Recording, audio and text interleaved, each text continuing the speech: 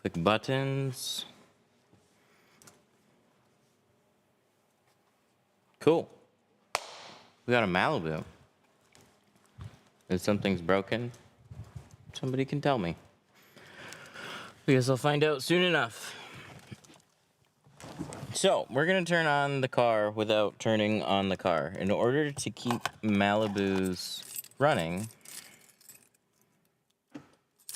press and hold this button for like 5 seconds.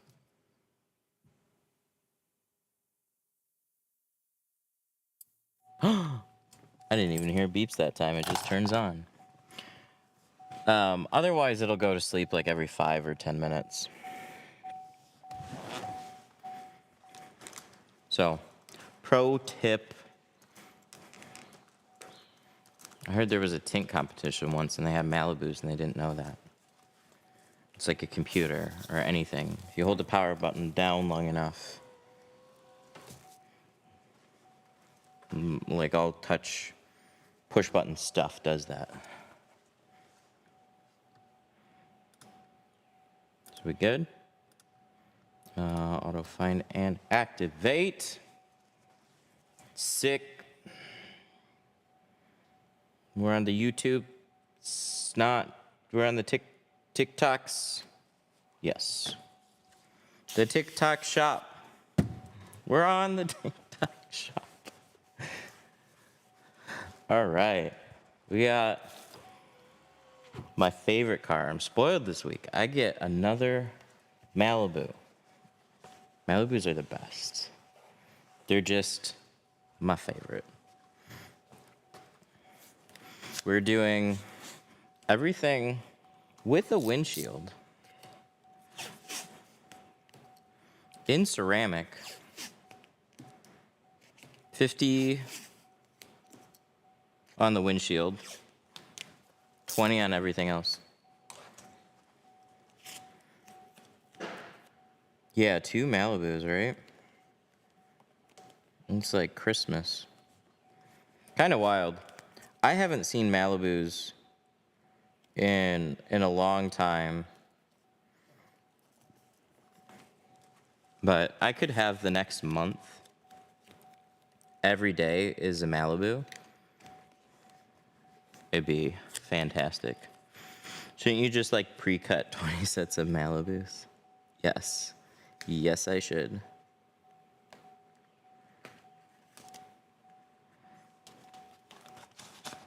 Make sure you do. Oh, don't even.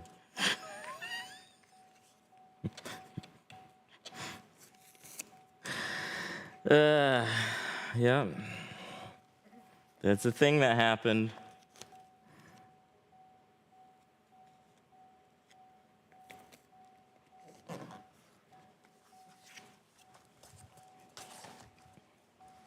Isn't dark enough. 20 is dark enough.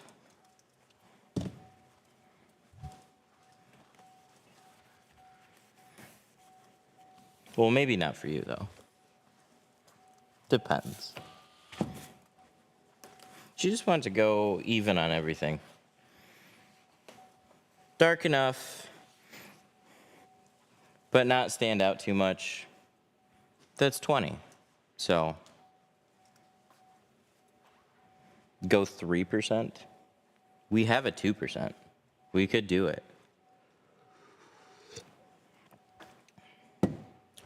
Yeah, there's a reason why 20% is factory privacy glass in a lot of cases, or like right in that range. It's everybody's. I can't say that. It's a lot of people. It's the happy medium. It's the burger and fries of the window tint world.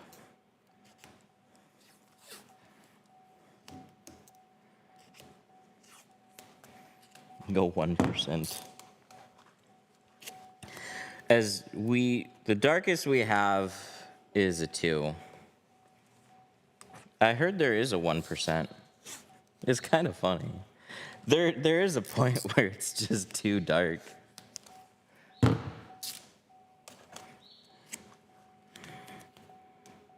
That's why I do like the 2. The 2 is like really dark, but still practical. If you just want to go that dark. Like you can still see through it pretty okay.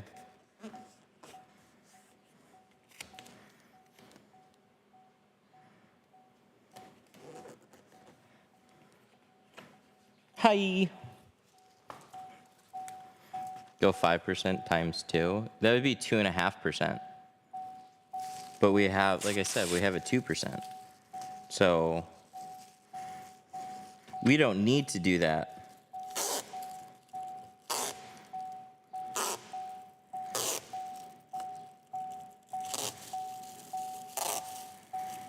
Is this my car? It should be my car. It's somebody else's though. We should get a Malibu for the class car. It's actually a good idea.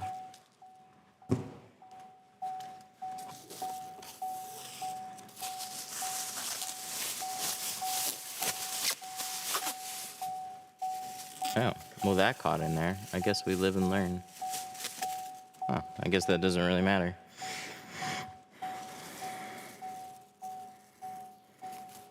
Yeah, it is real.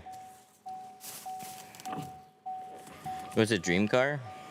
A Malibu. No, for real? Sienna. We're gonna get a Toyota Sienna eventually. Again.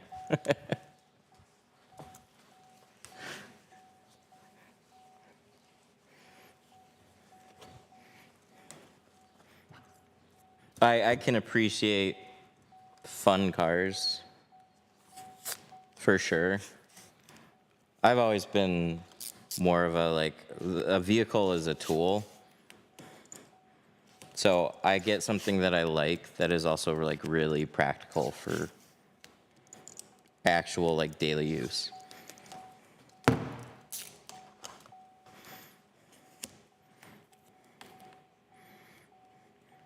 But we had one for a little bit. We drove it through snow, 4-wheel drive, hybrid, fuck ton of space. Like a whole Costco shopping trip in like the lower storage area. Like 2 cases of water, a whole bunch of extra shit. Dump it in the back. Don't have to worry about it like sliding around a big bed in the back of an SUV. They have like this like tub storage in a lot of minivans like that.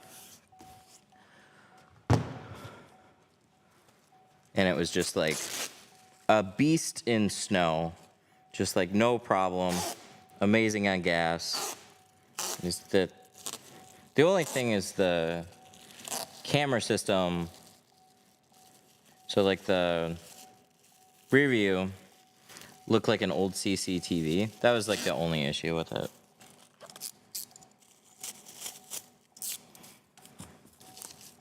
We kind of just butchered that right there. So we have panel guard in our store. Same thing for seal guard. We're getting them remade.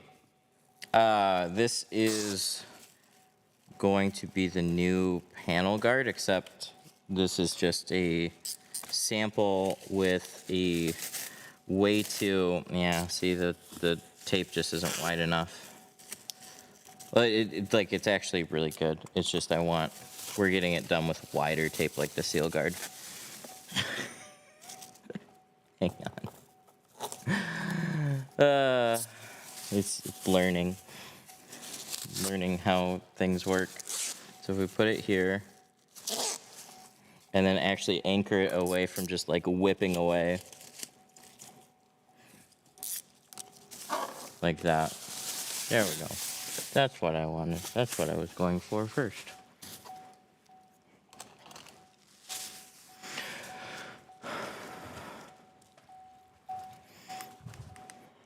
Okay, so those are taped. Those are taped. Am I all taped? Am I all good?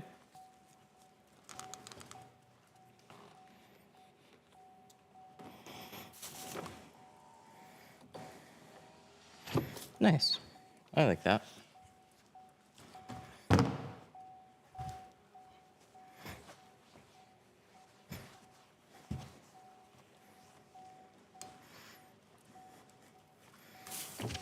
it was fun trying to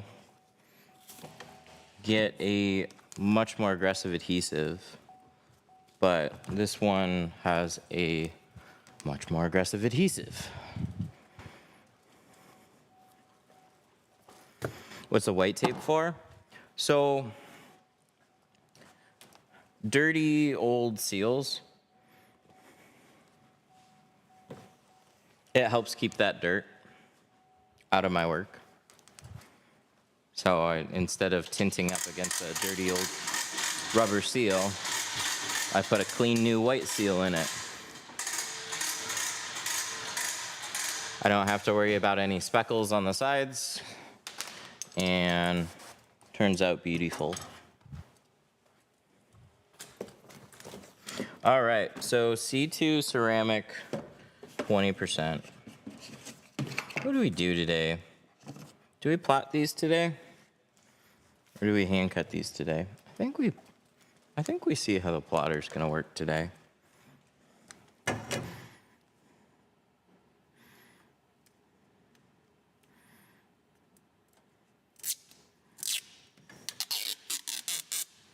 I love these stickers, by the way. These stickers are everything that I like about a sticker.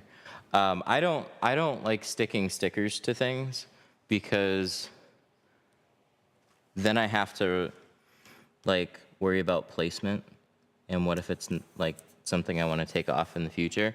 These are like light tack stickers that come on all the rolls, so they're like they'll like easily peel back off.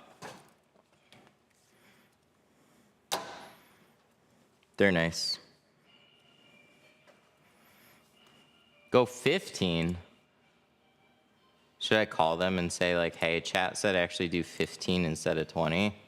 So I guess we have to do that. What year is it? It's like a 2017 or something like that. I don't think it matters. I think they're all Squid Games. What are you talking about? Ow. Da, da, da, da, da, da. Hang on.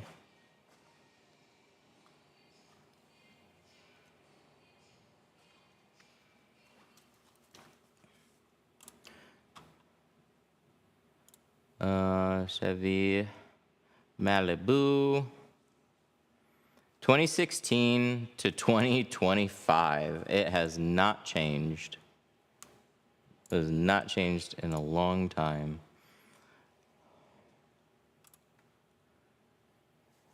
How much use do you actually get out of the plotter? I don't use it too much, but it's very helpful when I want to use it and it works right.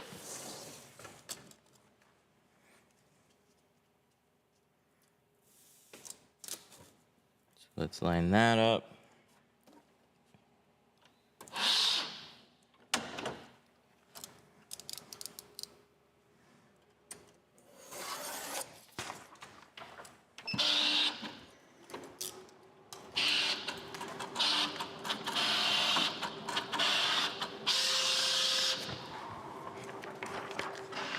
Still in the hospital with the newborn, and this is nice. Enjoy no sleep.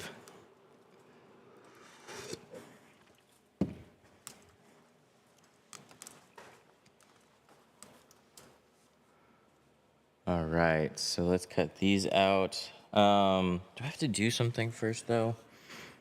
This is C2 ceramic.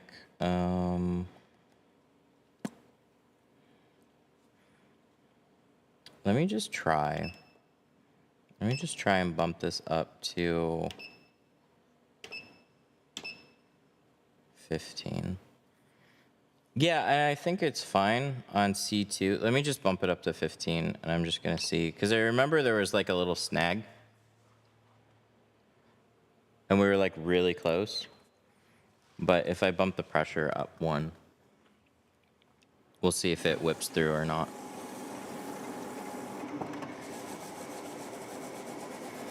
It's always the question. No, not yet.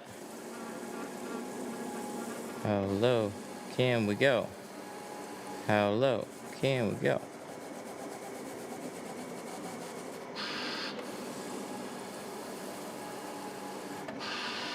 Oh, it looks good. How do I start learning to tint? Get film, get tools, practice on your own car. It's just figure out the easiest way to get started. That's how you, like, it's so easy to overplan stuff. It's just like, what does it take you to get started, like, tomorrow or within a week? And then just do that.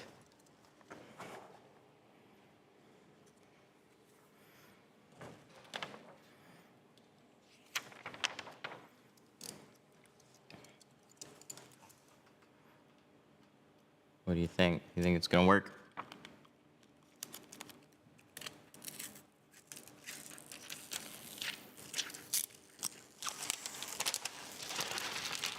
Nice. Looks good.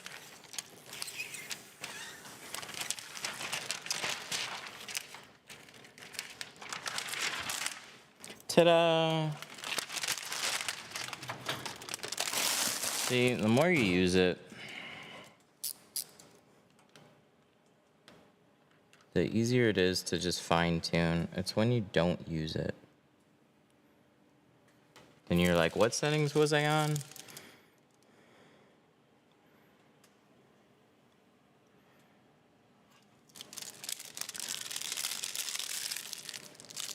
I bought all your tools and just got the film. How do I learn how to cut, or should I buy a plotter? Oh, just look up how to tint a door window video and start there.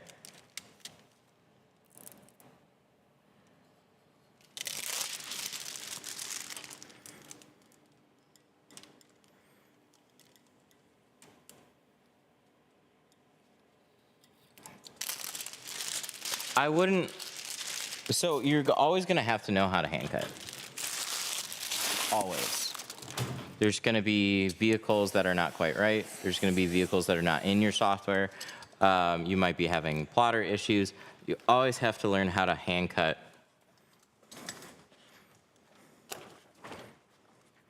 So, best way to get started on hand cutting is literally just look up videos and mimic what we do in all the videos. We got a bunch of them.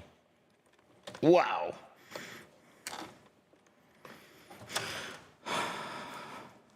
I should find, oh, it's right here.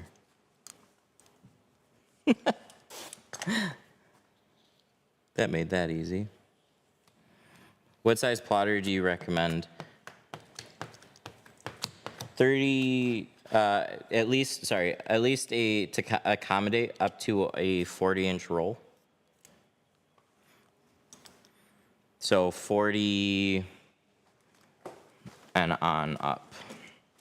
And you can do back windows on it.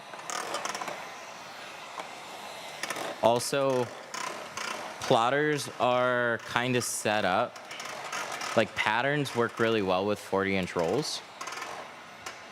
So I still float between 36 and 24 a lot, but you can kind of Tetris more things together if you just use 40-inch rolls.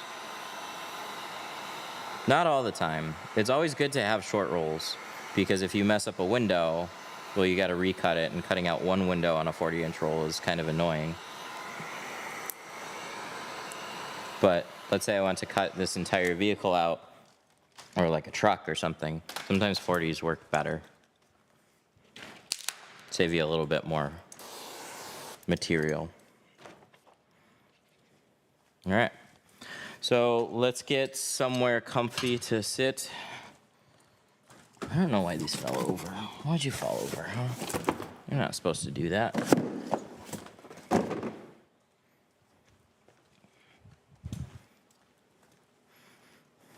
What's the best car soap for the best suds? I don't know. I don't wash cars, actually.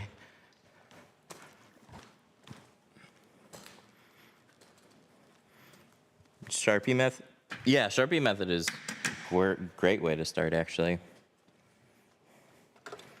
What blades? 35 or 40 degree? So these are 60 degree, but they only make stainless steel in 60 degrees.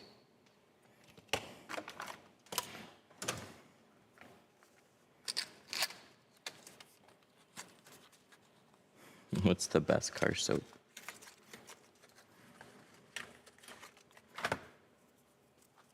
Yeah, believe it or not, we don't wash cars here. It looks like we would, though.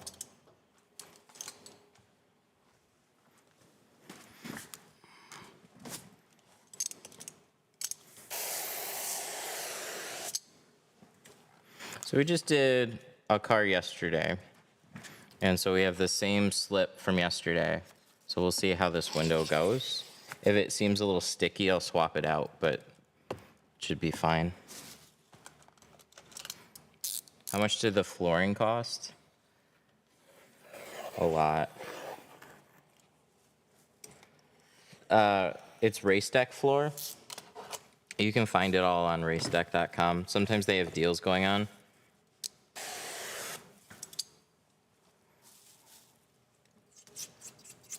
I managed to get a discount on the times that I had stuff to install. I've used McGuire's Wash and Wax. It's all in one. Nice. I have 15K. Can I start my business without doing mobile? So I'm assuming you have a vehicle? Because you don't need anything crazy. I did mobile out of an Explorer. You don't need like a utility van.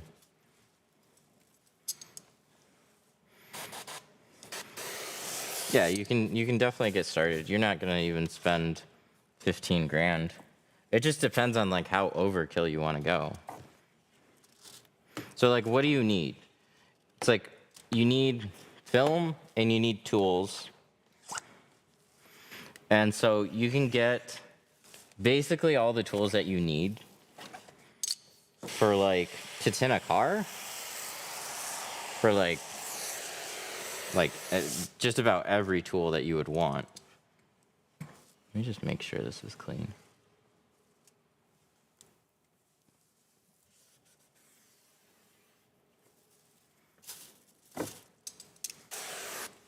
Sorry. So we can kind of go over tools as I'm going through it. So this is a handle. This is a $30 handle. We also have handles for like $8.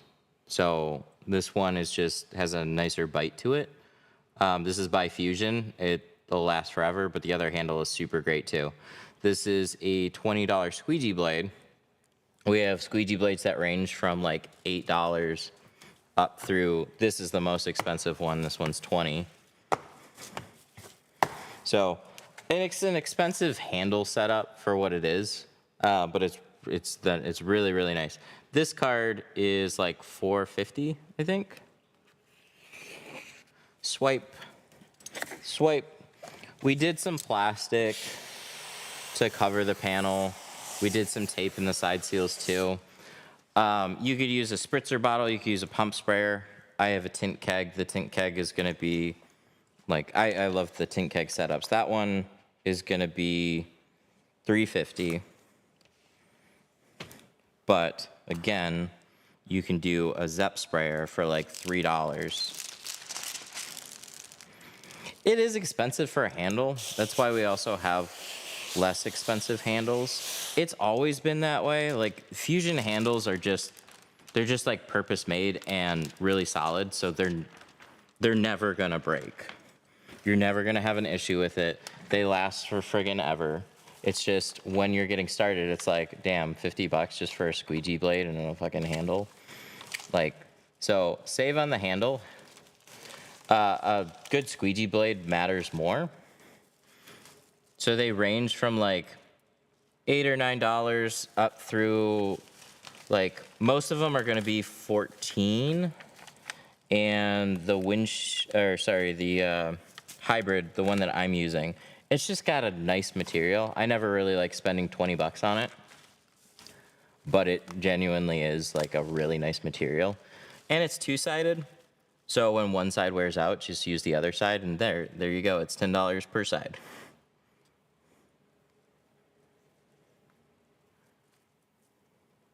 My stuff just got delivered. I can't wait to try it out.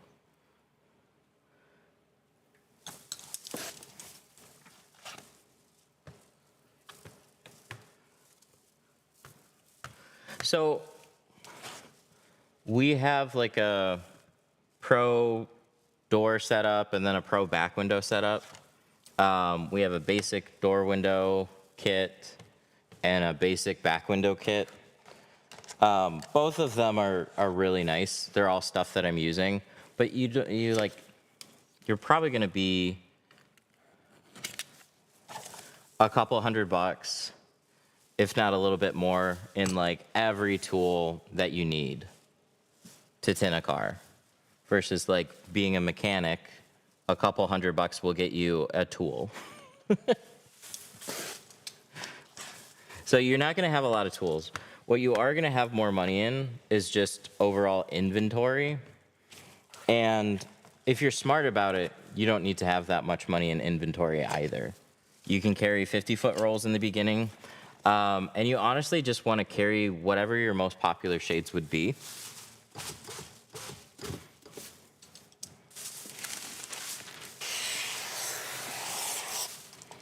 So 20, 35, and 5 are generally like the most popular.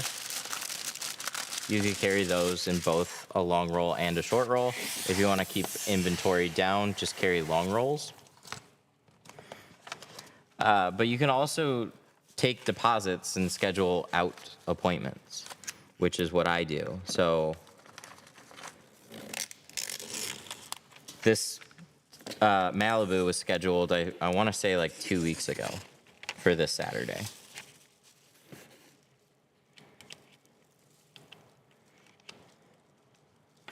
So I like to talk to them in person about shades. But if you talk to somebody before their appointment and figure out what they want to do and then order it so you have it when they get there, it's just people sometimes change their mind.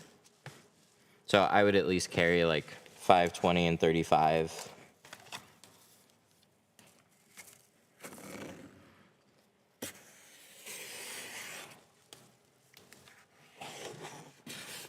But you can carry multiple types of film as well. So then it's like 25 and 35 in multiple films. Like that's where you can spend, you know, a couple $1,000 just on film inventory. I mean, I just topped up Apex in like long and short rolls, and then same thing for C2 ceramic, and I spent probably about like $5,000 in film stocking that up.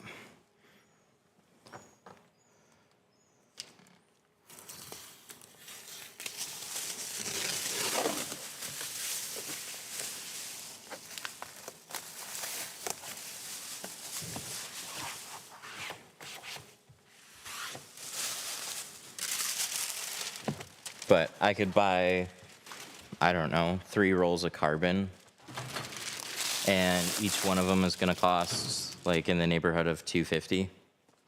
So it's like, it depends on what type of film that you want to stock. I appreciate that you guys throw goodies in the tint boxes when I order. Yeah, it's nice. I'm about to try tinting my F-250 right now. Good luck. Sweet. F-250's not too crazy. Pretty straightforward. A lot of room on the inside.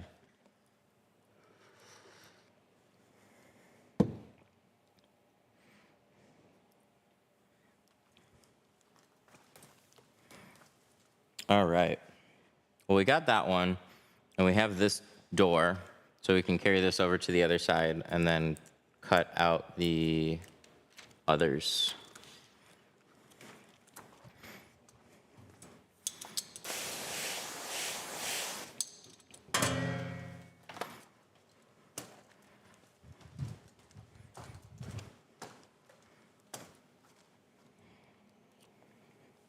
That pattern turned out really nice, though.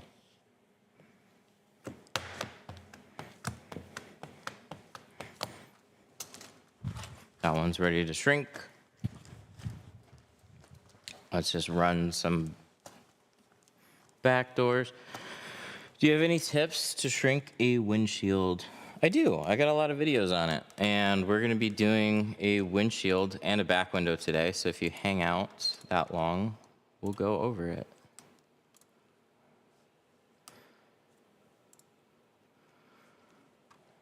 $36. Ready and go. Don't screw up. It's when you look away. That's when it screws up. I kind of, you know what I want to do? I kind of just want to stay on like this side of the car first. So I'll do this side and then I'll move over to the other side. What program and how much per month? It's core and it's $200 a month. If I'm already doing flat glass for a living, should I take time to learn card tinting as well? Just curious from somebody. Honestly,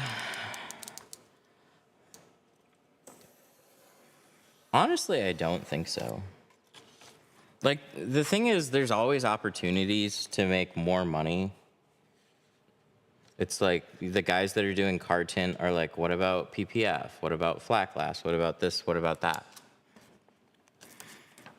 It's like, it's nice to know how to do multiple things, but to be the one that does a lot, and like auto tint has such a steep learning curve to it. And I think flat glass is still really like underserved. I think you're better in flat glass. I tell everybody with auto, like flat glass is still a huge missed opportunity. There just isn't as near as much content and awareness for it. There is more competition than there used to be, but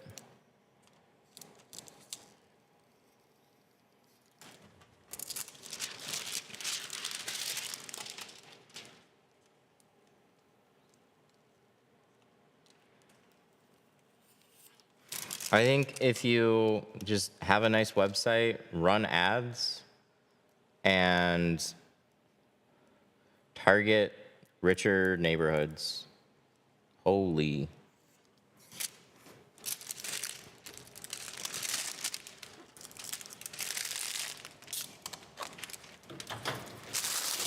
Have you seen some of like the security film jobs that are going in schools now? Like, oh my God.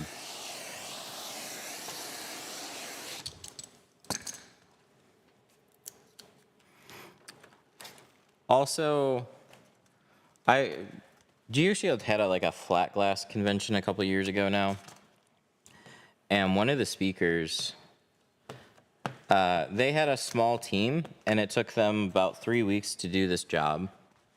But it was like I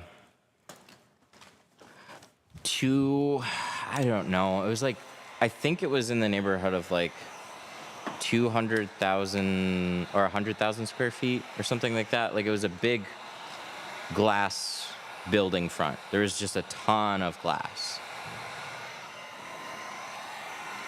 It might have not been that much, so I might be wrong, but it took them and a small team 3 weeks to complete.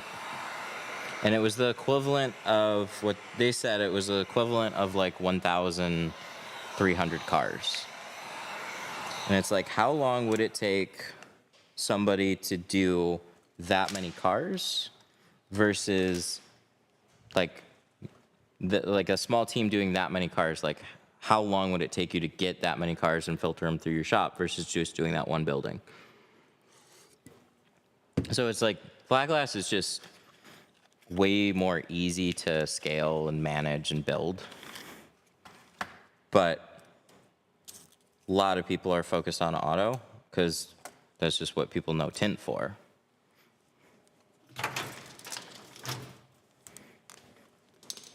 What do you think about 50% windshield and 15% 2 windows on the back, or the car will be dark.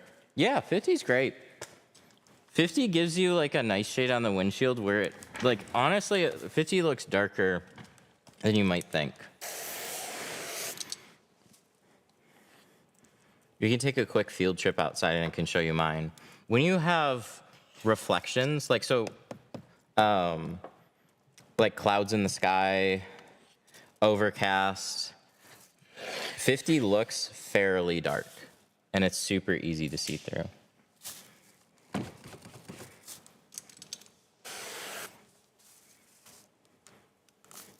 But if you got the sun beaming in through the front, it's still gonna look light. I like 50 on the windshield though. Is perfection possible? Yeah, perfection is definitely possible. It's just very hard. There's usually gonna be something very small. So like a speck or two that you're gonna have to hunt down. You shouldn't have any like groupings.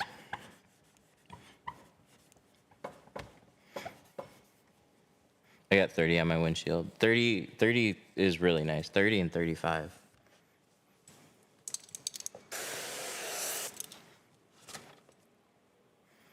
Using pre-cut, are they perfect?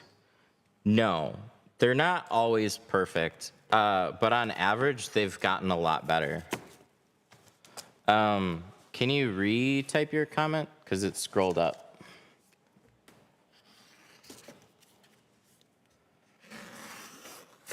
Copy paste.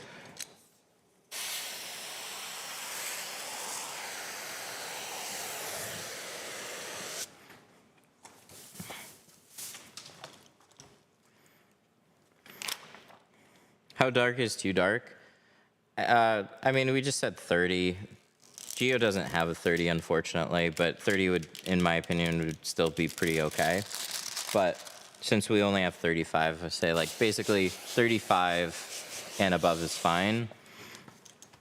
20% is nice during the day, but when you have difficult to see conditions, 20 can be a problem.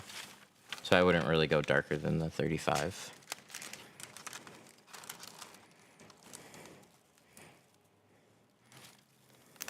Is it just water? No, it's soap and water.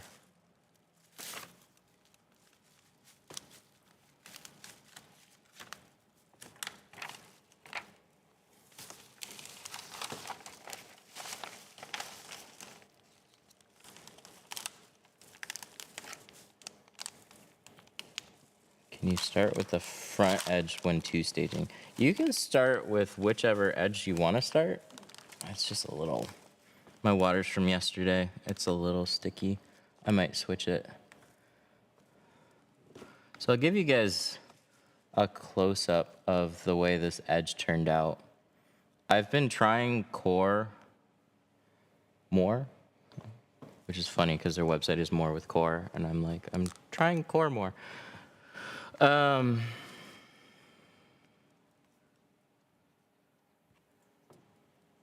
That is super nice overall. Really, really good. And I'm seeing that pretty consistently, so it's making me then use it more. That to me is like where a lot of softwares fall apart. Is like how consistent are your door window cuts? Top edges are very difficult. On the sides and the bottom, you're tucking in. So as long as they're wide enough, it doesn't matter. And then on the bottom, it's just, you want them to tuck into the seal, but you don't need them to tuck too far. But I've seen some software, they're just gonna be to like, they're gonna leave like a little gap here. It's really stupid. And I would see that consistently. It's like, who made these patterns? Super dumb. The first software and the software I used for the longest was Tint Tech. But I used Tint Tech and I didn't have access to anything else. There's still the same issues with Tint Tech. Tint Tech takes forever to get vehicles in. They don't seem to really update any patterns. So if a pattern has like a, if it's a little short on the front edge, it will forever be short on the front edge, and you will always have to tweak it to make it a little wider manually, and you just have to remember that stuff. That kind of drove me a little crazy. It was like okay enough, but it was never amazing. I've used 5 or 6 different softwares at this point, and there's still more that I need to try.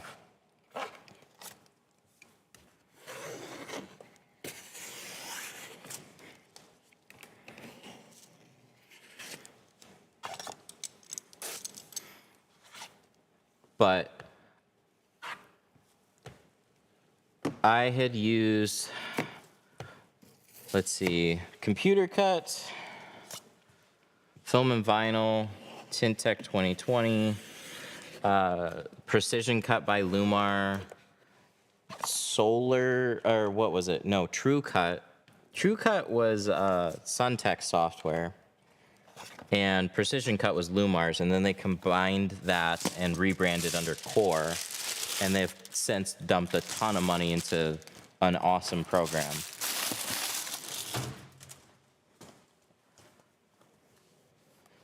But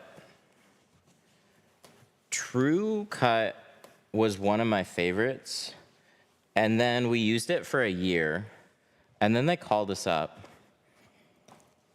and they're like, hey, we noticed that you're not using our film. And we're like, no, we distribute film. So this is when I worked at Sun Distributing. They have a tint shop too as well.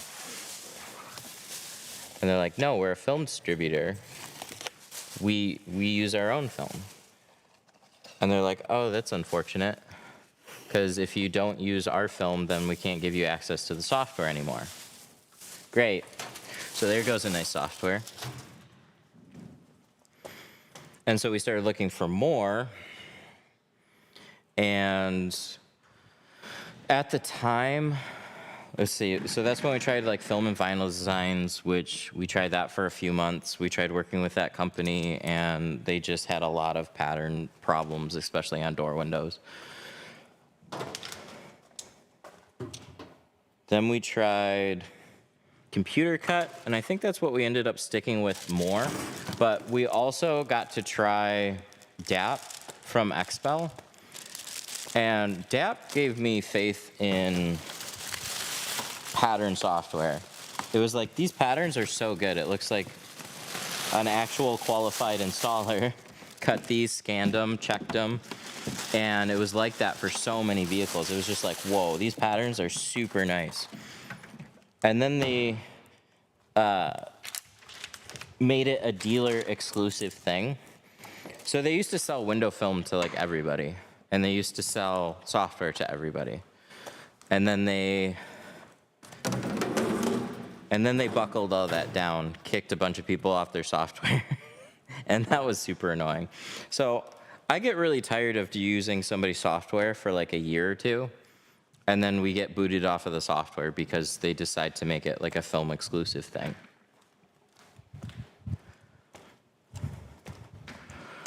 But Core has been in the works for a long time. And now it's to the point where it's really, really good. They give their dealers a price advantage, which is totally fine. But they still leave it open for any tint business to get access to. We just got to pay a little bit more. So tint's only $200 a month. And I honestly am surprised it's still only $200 a month. I feel like it'll get more expensive, but they had a big backlash when they went from $150 to $200. It's like, you people don't understand what you got in software right now. Stop bitching, please. Gatekeeping's bad for the industry. Whoa, thank you for all the TikTok things. Carl, I appreciate that. 58, 59, 60, 61, 62, 63, 64, 65, 66. I can't even count that fast. Thank you. Oh, we should turn on fog machines.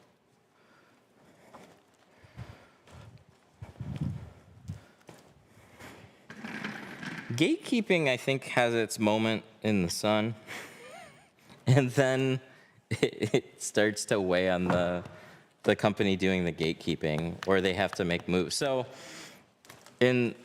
what's been interesting to see is, like Expel,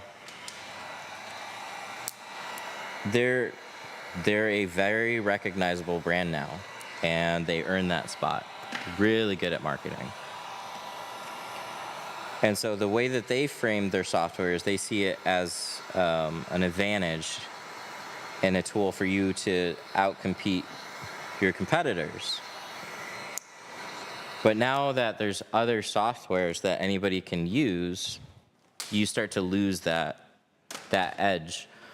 But they are a territory-based system, so they want shops that are doing large volumes. And so if they're in a dense area, you have your territory, but once you start filling out all your territories, you then hit this like ceiling on income, and you have to, your business is selling rolls of film.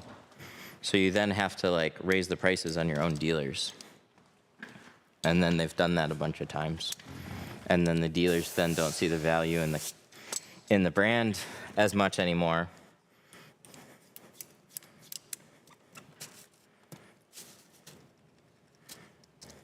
So it'll work really well for some shops, and it just won't work as well for other ones. There's an Expel dealer near us that I think we charge more than them.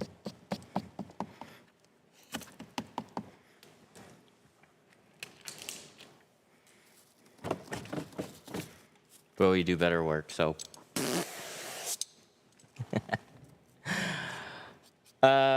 When you started your tinting business, how long before you saw a net positive? So really early on. But I had 1 foot in one door, 1 foot in the other. So my backstory is I learned how to tint at my dad's company.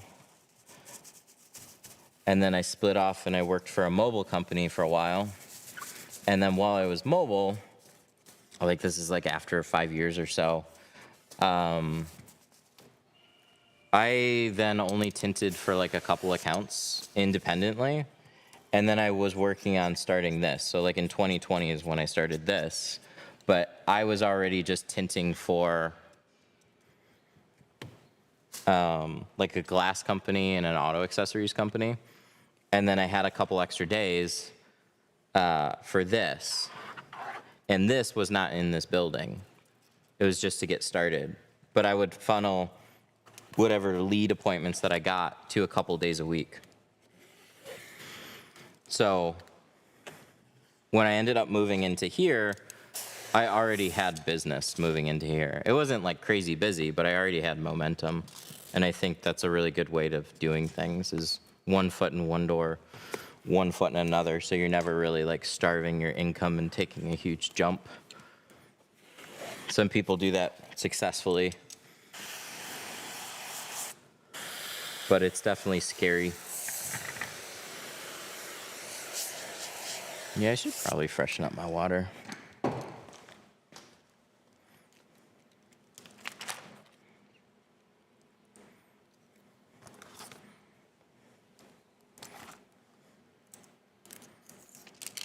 It's tricky for everybody to get into, though, because you need a space to pull in a car, and you need a variety of cars to practice on. You can learn a ton off of one car. So if you just redo one car over and over again, you learn a lot off of that. It's just you just need some type of space to practice. So it's so difficult to try and just do it in a driveway.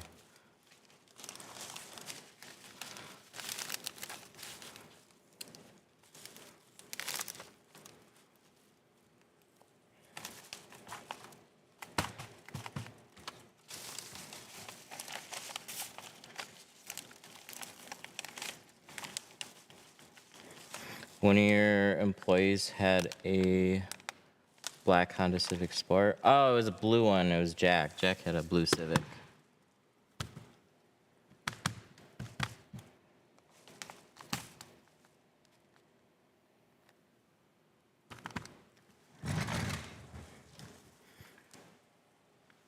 I was making biscuits and gravy when you started the live stream.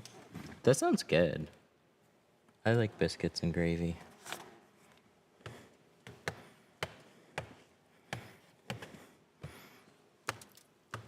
Or did you get the storage unit drawers where you get... What? You mean those cabinets?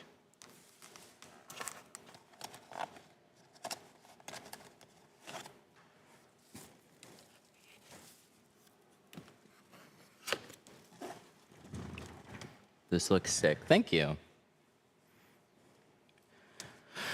I'm not local. How much should just a windshield brow be?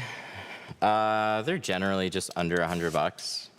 Some shops are really cheap on them, so like 50. Some shops are a little more. We do them for like $80, but we don't do them a lot.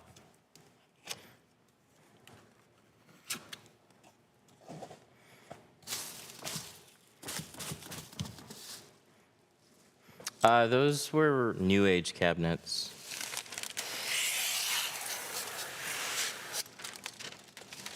So just from their website.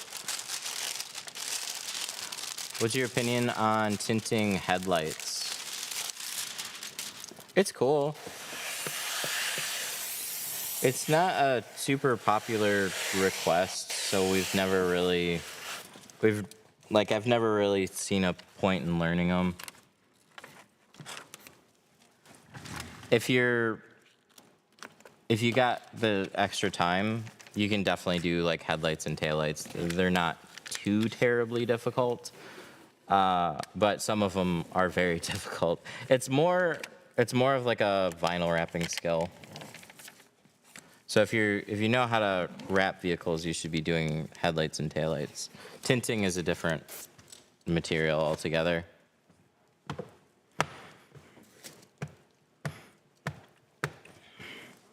Do you put the film on the outside? I'm not sure if that's the first time I've been asked that when I've been tinting the inside. Yes, we tint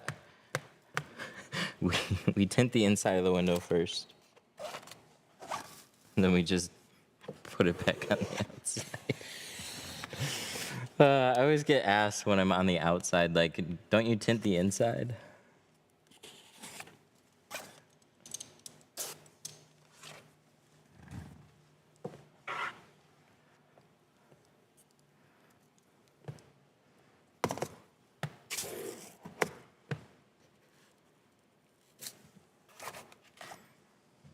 What's better, two-staging or bottom loading?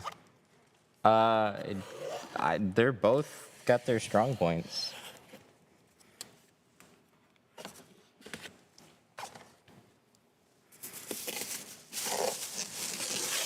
So, for those of you that don't know, bottom loading means just peeling the pattern and installing it all at once, but in order to do that, you have to pull out the bottom seal of the window. Two staging is really installing without removing anything. So we install the top portion, and then we install the bottom portion. And then I didn't have to take anything apart.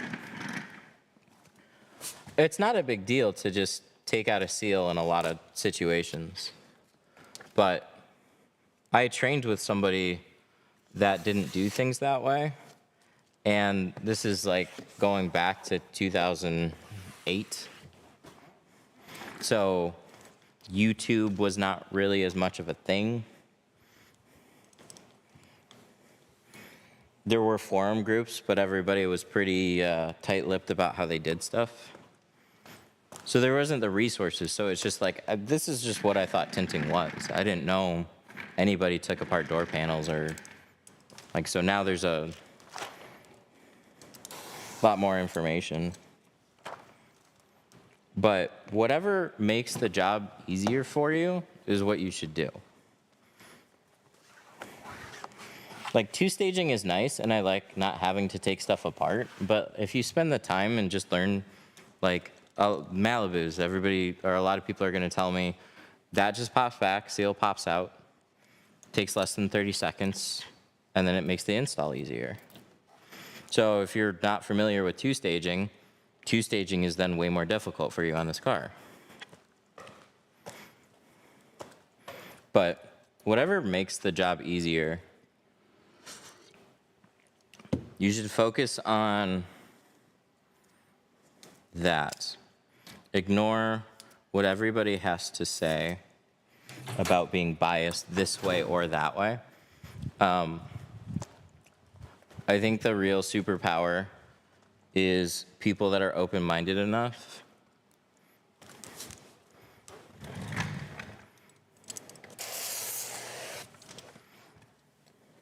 Sorry, what was I saying? I hope, like, what you should do is always be just open-minded enough to understand that, like, there's really good strengths to both. And so focus on one, whatever seems to come easier for you. Don't overcomplicate it. And then when you get good at that one thing, then you can learn the other.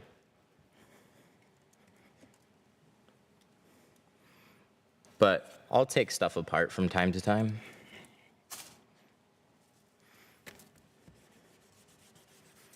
I just don't understand why people get so polarized about it, is all.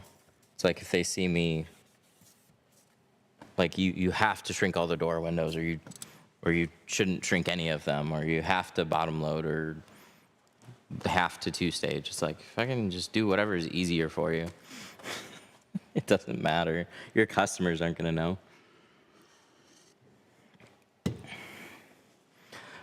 Okay. Torch, that's what I was gonna get.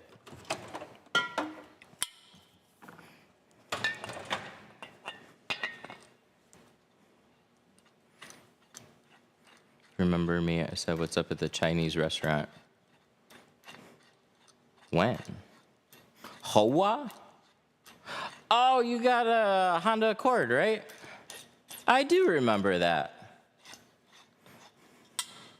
You got the one with the annoying quarter windows. I was like, no, I definitely don't remember. Yes, I do. Hoa. They have good Chinese food. I swear, I don't have that good of a memory. I don't know why I remember that, though, but I do remember. I remember vehicles more.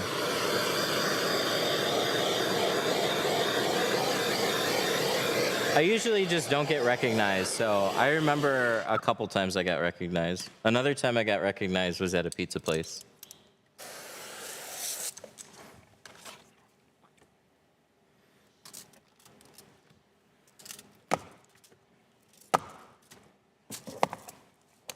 So the other windows kind of stuck a little bit, and I could have done that for all of them, but I didn't really notice any beading. On this back window, I just noticed when I sprayed it, I got some heavier beading, so I just burned it away.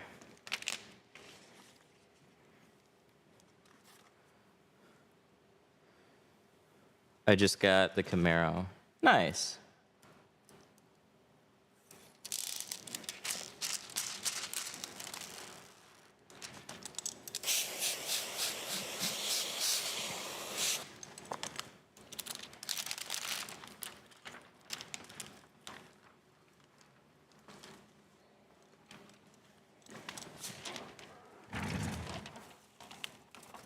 All right, so we're gonna put this long edge up first.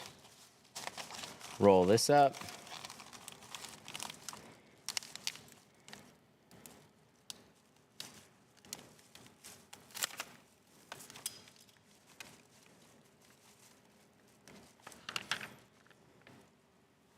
So anytime you have fingers,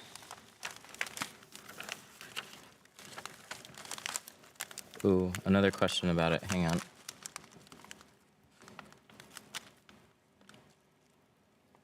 Fingers are always a shrinking problem.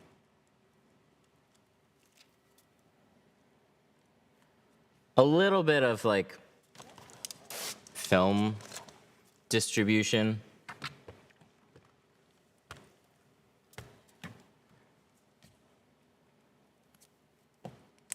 Hoa. We should go there again. If we get Chinese food, that's where we go, like, every time. We've tried a couple other places. They're not the same. Hoa is really good.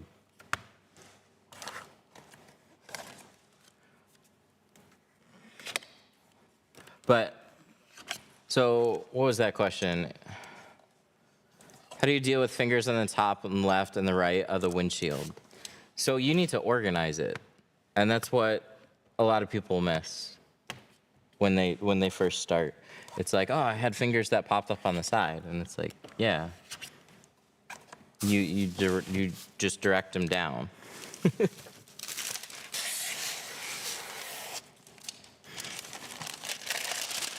So you can only shrink film out the top edge and the bottom edge of a windshield. So film is flat. Going back to like most basic, film is flat, glass is curved. So the reason you see fingers is just because the glass is curved. So since we can only shrink out the top and bottom, we then just direct all that bulk out the top and bottom. And as you're shrinking, what's happening is the film is pulling inwards. And so that creates tension, and that pulls, and you start brushing your film around, and then it starts bumping a finger back up on the side. We'll just always go back and make sure the sides are flat when you're shrinking.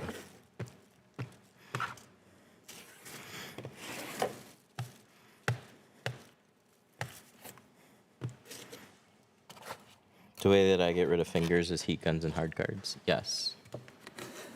If they're on the inside, though, you can prevent them from ever popping up by just shrinking it right on the outside.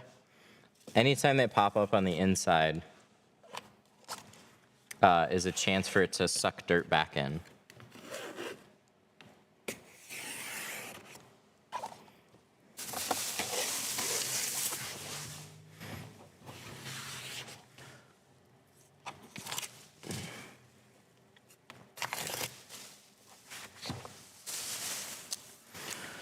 Cutting the tint is the hard part for me.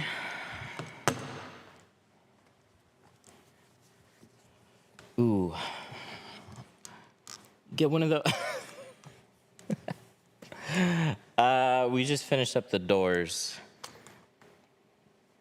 I would suggest looking up one of the many, many videos that we have. Because I just wrapped up doing the doors. Are ceramic tints a good idea? Yeah, if heat's annoying to you, ceramic tint's a great idea. So this job went from being all the sides and rear to then being ceramic with the full windshield. It was on the schedule for the full windshield, but when I first talked to her, we weren't going to do the windshield, which is fine. But one of their main concerns was heat. So we were going over shades, talking about film differences.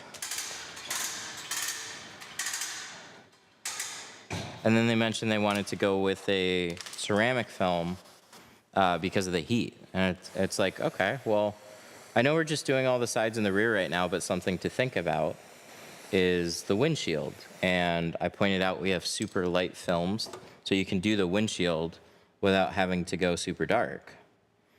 And then this job went from just being sides and rear to a full thing with a windshield.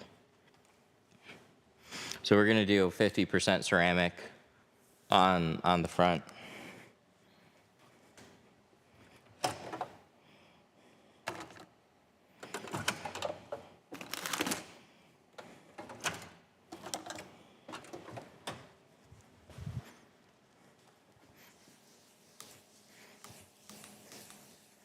All right, so let's clean this off.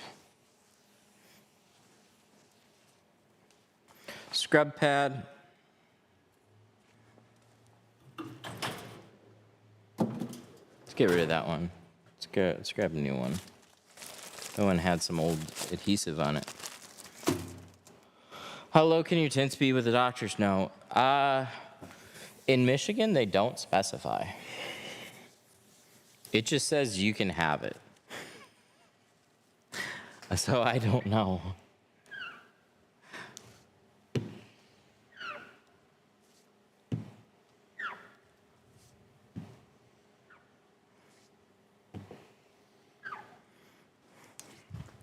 Yeah, don't shrink the sides. That definitely ruins the film. 100%.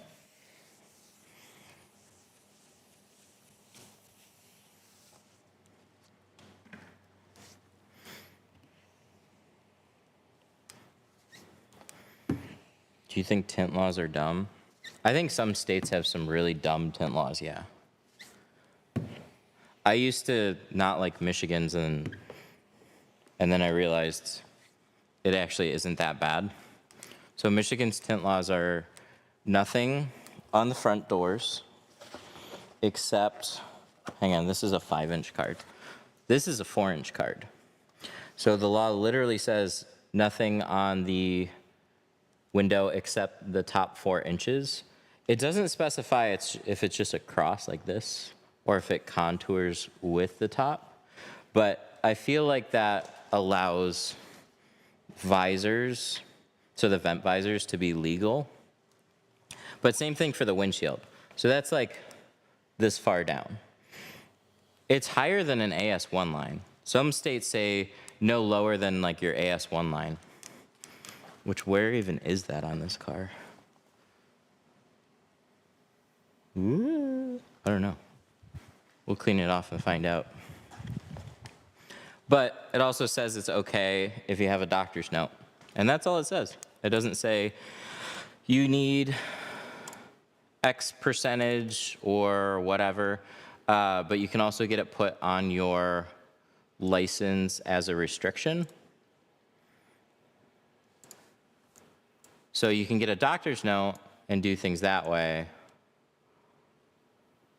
Or with your doctor's note, you can apply to have it put on your license, so then you don't have to worry about a doctor's note ever expiring.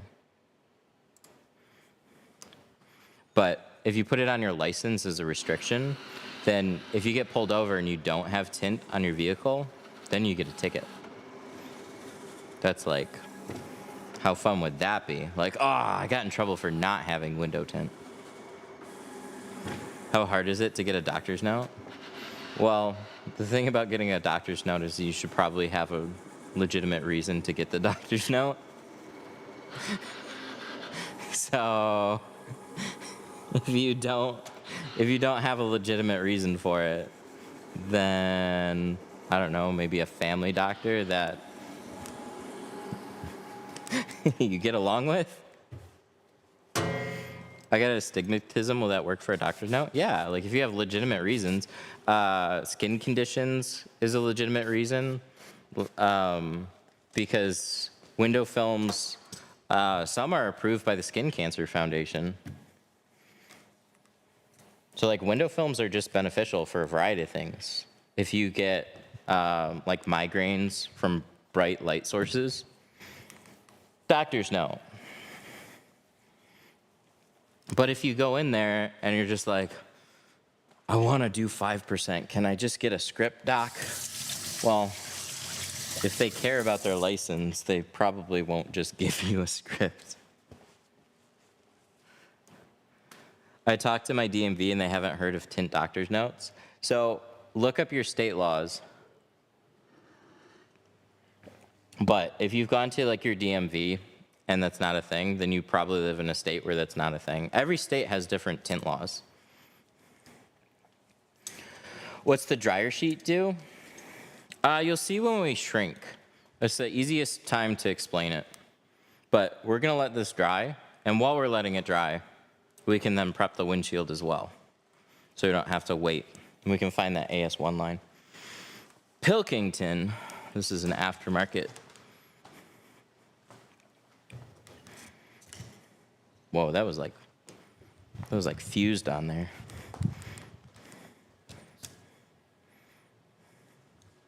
Florida tint law is 28 in the front.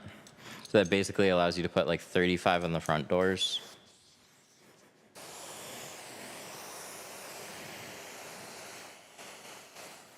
And then what, 15 in the back?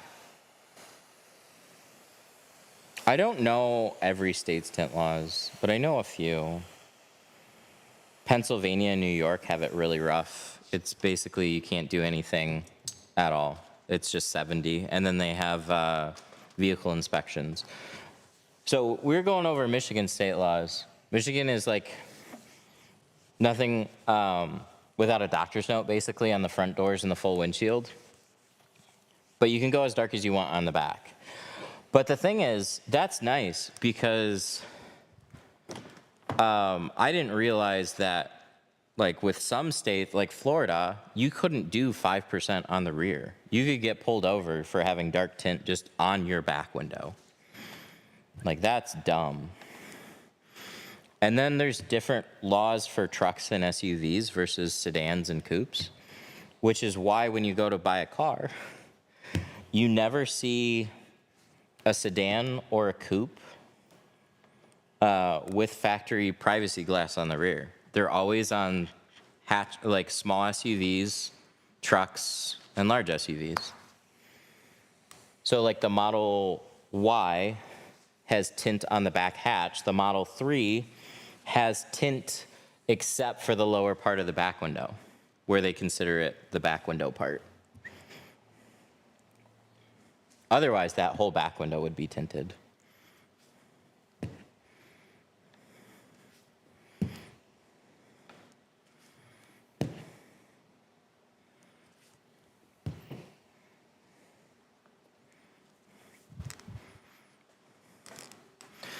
Michigan is hit and miss.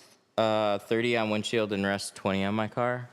Yeah, the 20 on the back is fine. The other stuff is not, unless you have a doctor's note.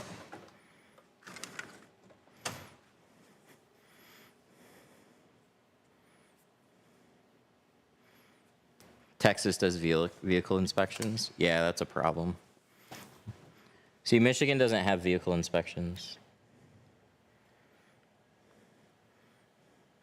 So like if you live in a state like Pennsylvania, you're not, like basically not allowed to have window tint, and then I think they have vehicle inspections as well. I know New York does.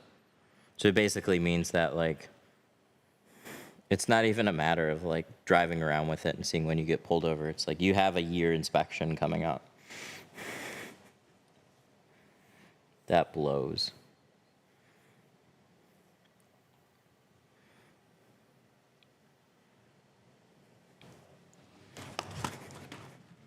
Texas got rid of inspections?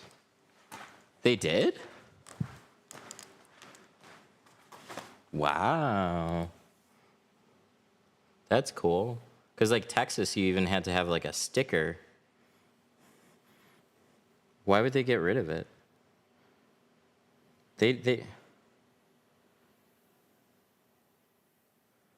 Were they just tired of making money? That's like why they do that stuff, I swear. It's just like, how many more ways can we get money from people? It's like they make them pay for vehicle inspections. And metering for tint is so easy, so like why would you remove it? I don't know, it seems like more work.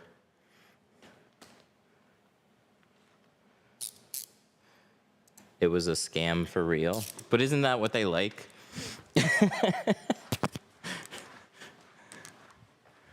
How many ways can they milk people for money is like every government's game. Knife tape? No, this isn't knife tape. This is called cut guard. So I still have to use a knife to cut the film, but I'm cutting directly on the windshield. So I'm cutting on the tape, and the tape keeps the blade off the glass. And it's nice, bright white, so it makes it easy to see my border.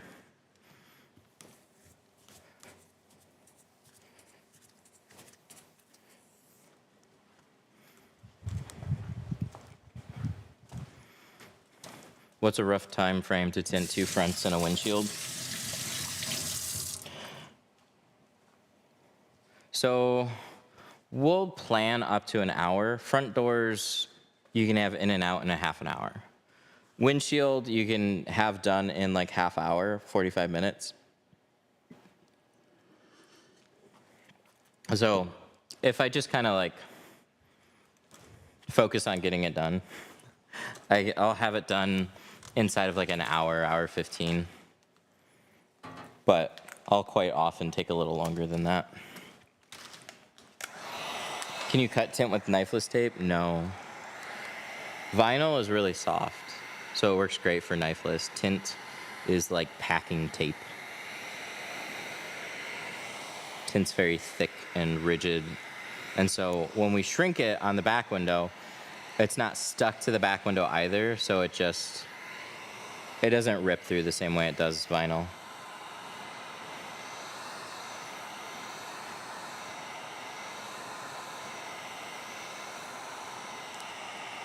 In Atlanta, oh, police don't trip about tint. Yeah, every city, every state, it's their own culture. So Dearborn just got in the news.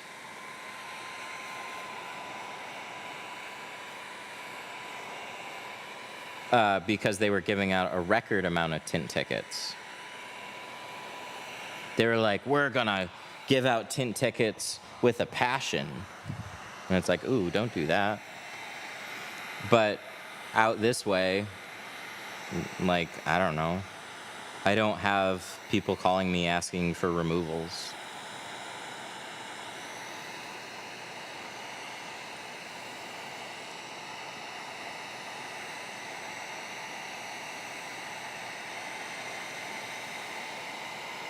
How hard was it to get into a place like this to work? So if you go to, hang on, I gotta be careful of what I say here. You go to, and then check out some videos. Then you'll see kind of like how this whole place evolved through like all the live streams that we've done. This place did not, like, it was nice and open, so it was like this, but it was not this nice looking. We painted,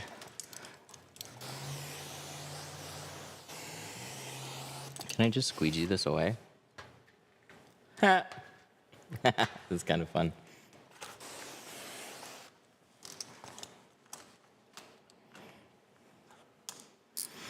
Oh, I just dried it. What do I want? Oh, I want my quarter windows. That's what I was gonna do. Let's cut off the quarter windows. And then we'll put the rest of this on.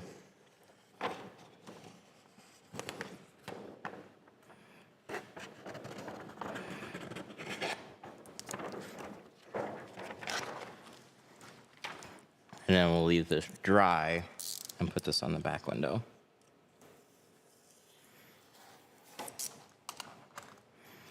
Yeah, everything's in the TikTok shop. We can say TikTok, TikTok, TikTok shop. But otherwise it'll tank.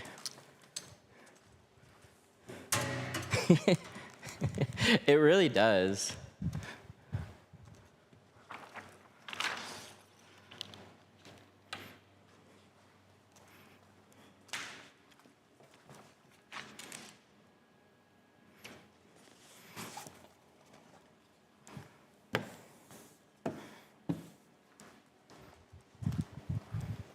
What size tint to stock when first starting out? 36-inch rolls are really good. If you're gonna be doing trucks and SUVs, 24-inch rolls are great. So I recommend both 3624s, and it's honestly what I still stock. I don't really carry 40s.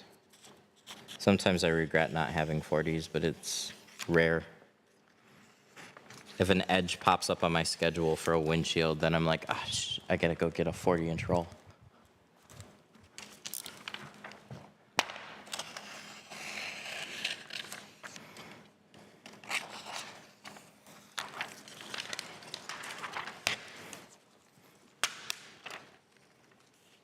Wait, did I?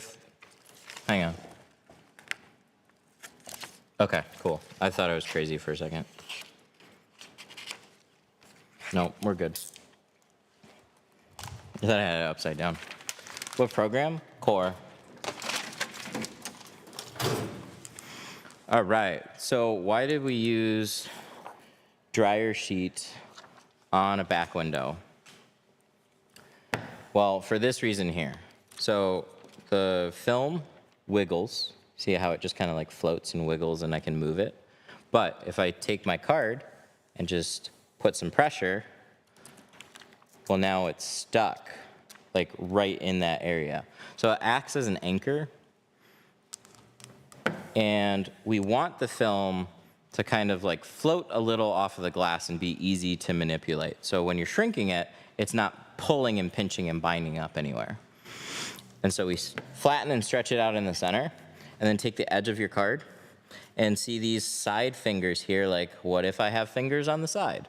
We'll just push them that way, and then make sure your edge is flat. You are in control of where these go. Right, like that. Same thing for this side. I already have some fingers popping up on the sides because I haven't organized my film yet. But there you go. And then brush that flat. My plotter cut through all the way right here. So let me just tear this away.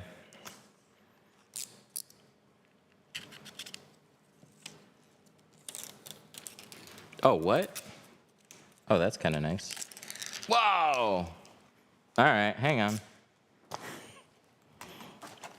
I've heard rumors about plotters cutting like this, but I haven't got mine to do it yet. This is the first time I've actually... Wow. That's fun. That's really hard to get your plotter to cut like that. Nice. Okay, cool. So I just weeded my pattern in 2 seconds, but rules is the same. So we're gonna do that, and then we're gonna flatten that out, and then we're gonna flatten that out. So all my bulk and all the loose material is out the bottom. Sides are kind of like sealed down. So let's grab our heat gun. Turn our heat gun on high. And then imagine we are at the beach and all the edges are the shoreline. And we start in the center here on an island. And what we're gonna do is we're gonna take a heat gun, we're gonna point it in a 45-degree angle in the direction that we wanna shrink.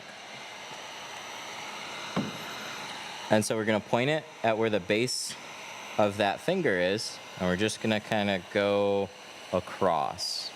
And we go till we hit like the middle of the window, and then we come back.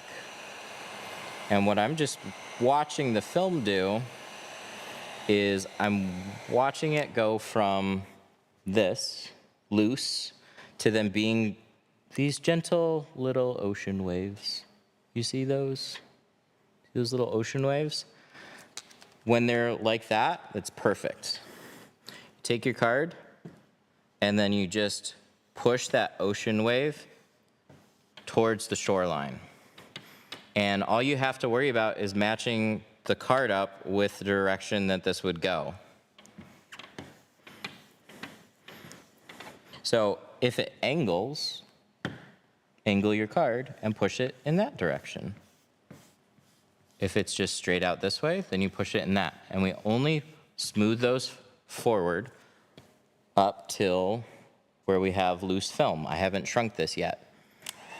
Heat gun back on.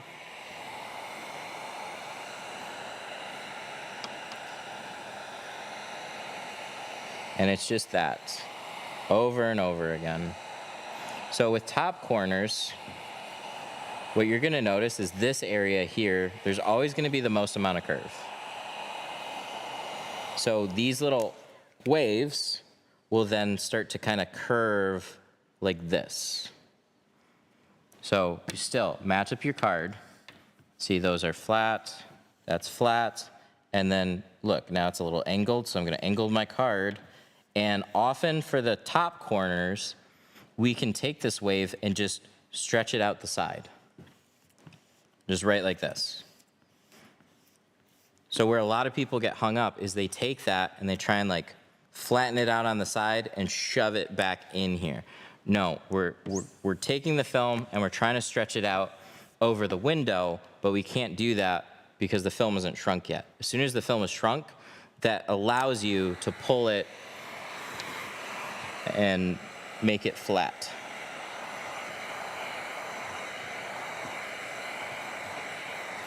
So what that looks like sped up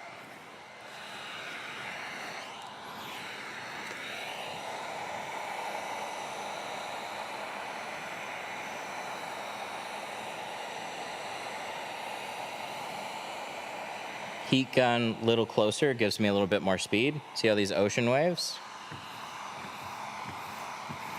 And look, towards the side, it starts angling a little bit. Oh, look, there's that one that wants to kind of, look, it's still there, still there, still there. Boom, right out the side.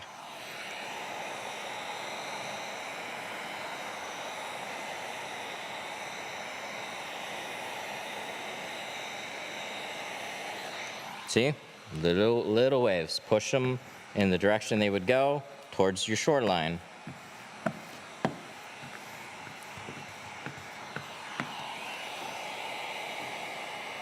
There's the end, and then we go to the other side. So the sooner you can recognize those little rules with shrinking, the faster your speed is. It's just that over and over. So when you see guys use torches, they're so good at doing this that all of a sudden heat guns just don't get hot enough, so then they move to fire.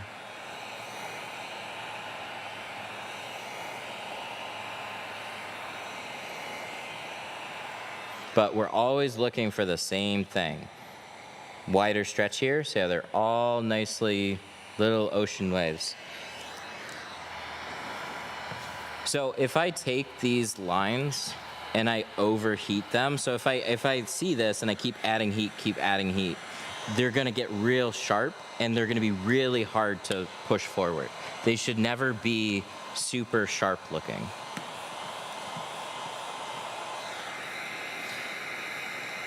And you always just wanna look for that pattern.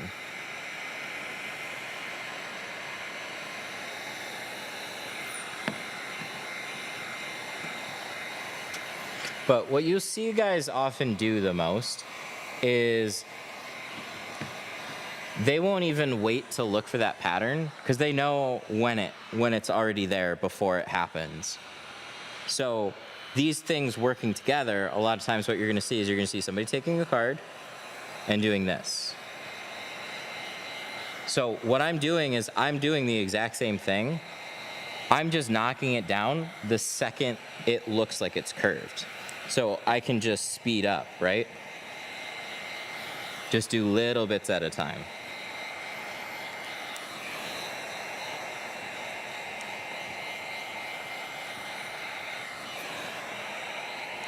But the exact same thing happens at every stage. And then you're done.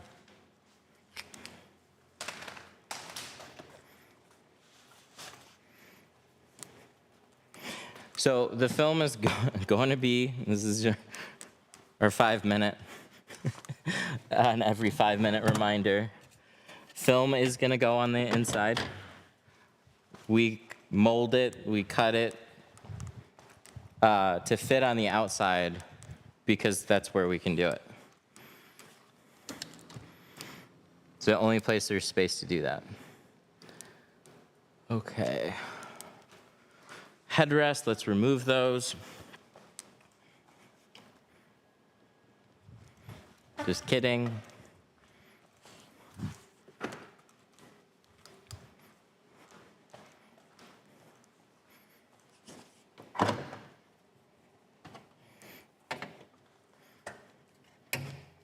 Okay, that's loose. Oh, that just goes right here. I guess I'll figure out how that slots up, and maybe I'll put that back for them. That should be good. That's what it's supposed to look like.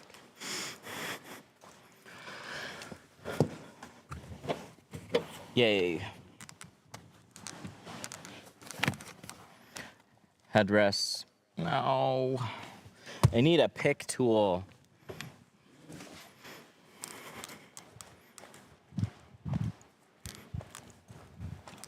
Daniel's got one. This. But on some headrests, you're going to have a little button on the inside here. Just lay the seat down. Oh, come on, I can't even. Where's that? Oh, there it is. Yeah, the trusty Harbor Freight pick. I'm so used to using like a Tech Deck screwdriver. There we go. So I'm so used to also coming in here and putting my foot or my leg here on the seat and swinging over. So if I have this here, then I just don't have headroom. So I would rather have the seats up so I have a little bit more space. And so I get the best of both. I get more room down here, that's even, and I got a ton of space to work with.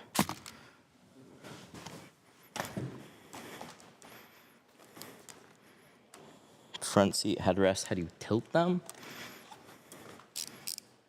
I don't know. Why do you need to tilt them?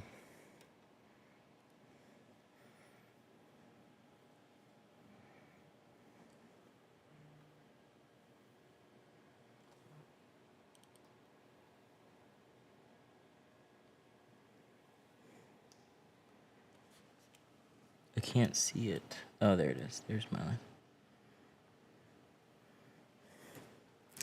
Do you have a Malibu?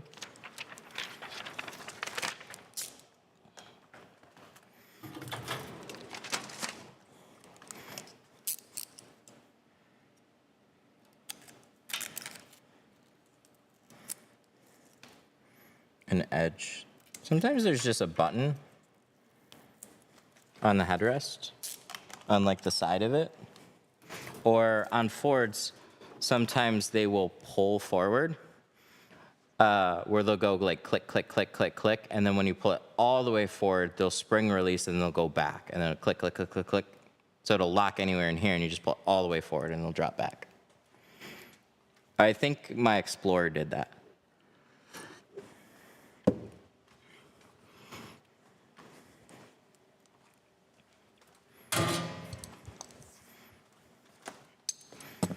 All right, let's get some towels. What, shelving / storage setup? This is new age cabinets. They're the most cabinet for your money. If you want to just cover space with cabinets, they're going to be the most cost-effective way of doing it.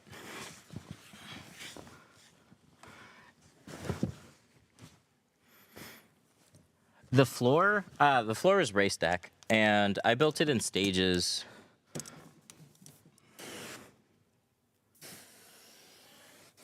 So I started with, honestly, just this green section here that goes around the car. That was as much as I had for like a number of years. And then as this place grew, last year we finally finished it off.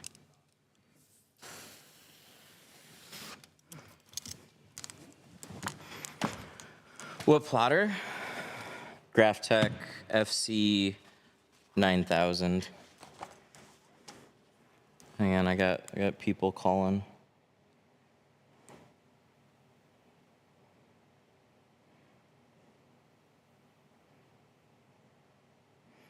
It's 12, it's almost 12:45.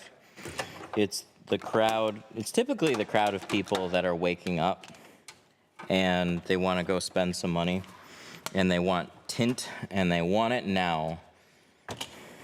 Sorry, I'm booked for today. We'll let our robot answer all those.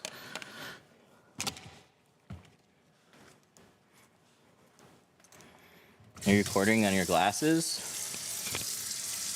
I don't think so.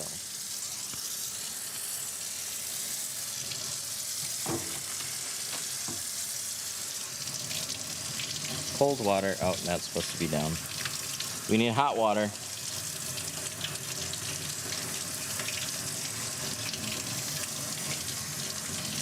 This is a good time. So we're gonna install this film. This is a good time to test something out here too. I'll grab another color because I somehow misplaced black. Everything that you see that we're using can be available in the TikTok shop.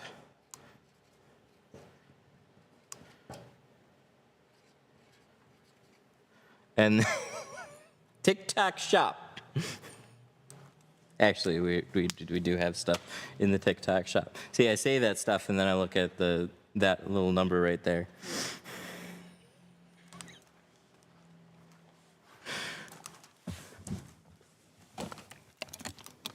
All right, we're gonna prep and install a back window. If you've never done a back window, today's your lucky day. We're gonna do one. And then we're gonna do a windshield.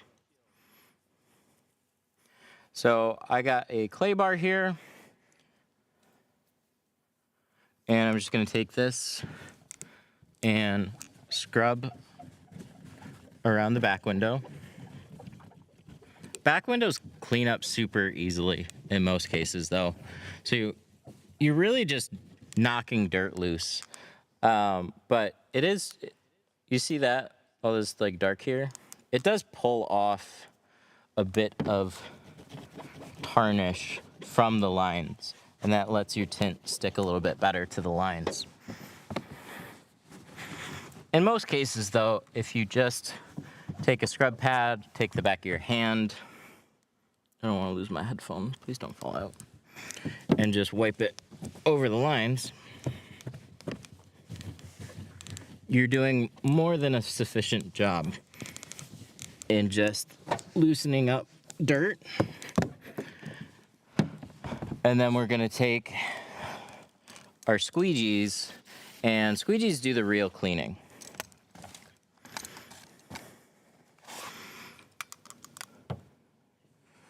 So we'll do the back stroke with this. And then once this handle kind of gets in the way, I'm then gonna flip to the front stroke. And then holding this phone like this, I'm gonna have a heat stroke.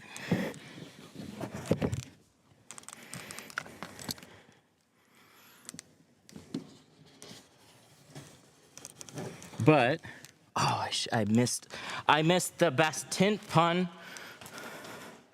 This is a side swipe, but we'll be okay. For those tinners that know what this is the stroke doctor. Yeah. Legitimately, that's what this squeegee is called. It's called the stroke doctor. So we're okay. But and everybody thought that was just so funny.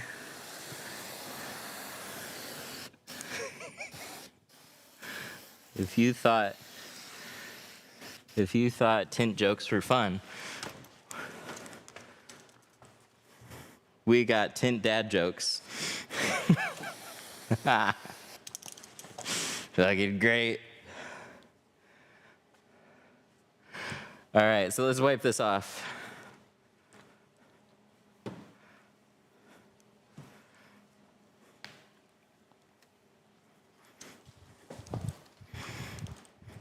So we're gonna install this, my favorite back window method. I didn't name this, but people call this the Frankenstein, because you put your arms out like this, You could say zombie, you could say Frankenstein. Or bottom load, I don't know. But we're gonna take our back window, we're gonna peel the whole thing,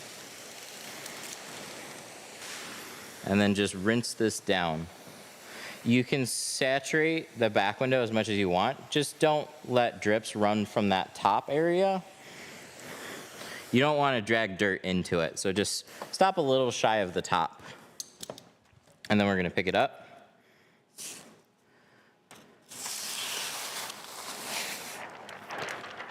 And we're gonna catch it. And then see, we got it right in our hands like this. Look at that POV there. Whoa. We're gonna carry this in. So I put my knee on this seat here. I kind of duck my head in, put my foot forward to the middle, and then I do the tint limbo. And then you can stretch your arms out, and you're in position to just get this straight on the glass. Work on your core strength with your pattern that you cut from core.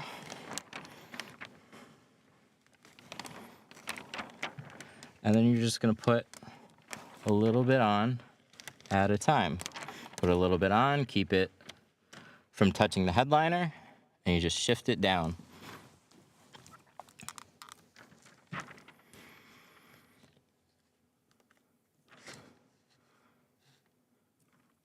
Very nice. And then once you're down low enough, you then just stick the rest of it and line it up. Easy. Then we're gonna squeegee this out. Start here. Here, I'm gonna try and hold this, keep my neck mount out of the way. That's what makes this difficult. See, that's better.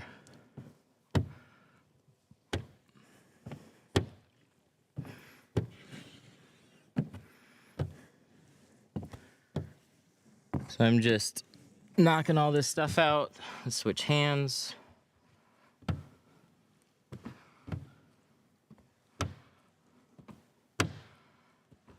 Yes, this is soapy water.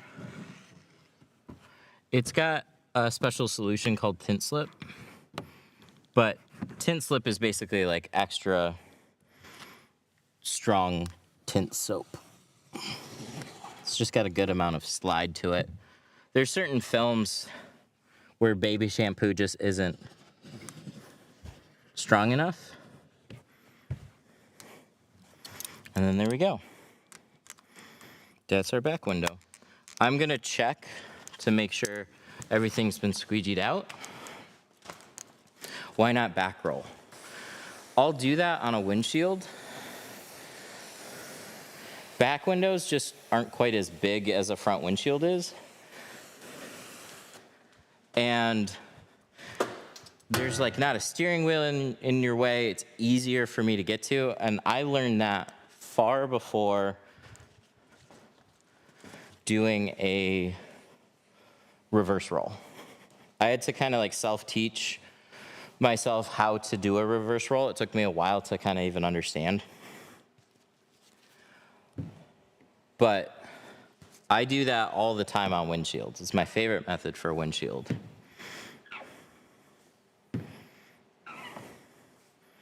But I'll still do this all day long on a back window.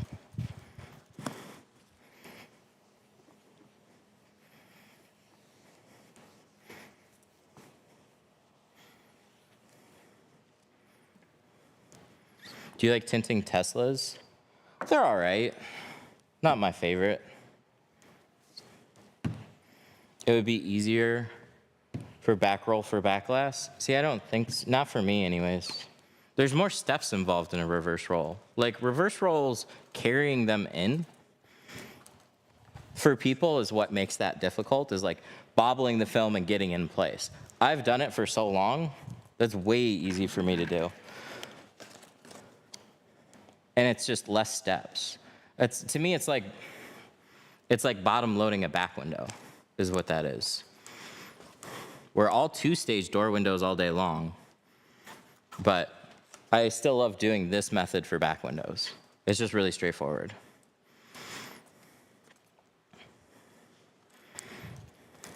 What brand is your floor? Race Deck.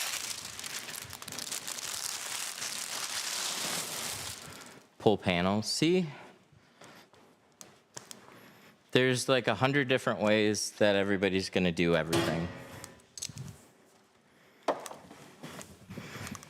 I have my favorite ways. And so what people say is easy for them is then sometimes not as easy for other people. But for the first, I'm trying to, I'd have to look up the year, but I have videos on like when I was learning how to reverse roll windshields.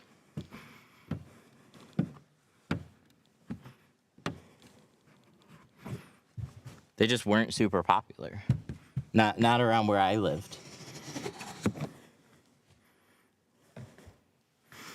So I learned this method far before I did reverse roll.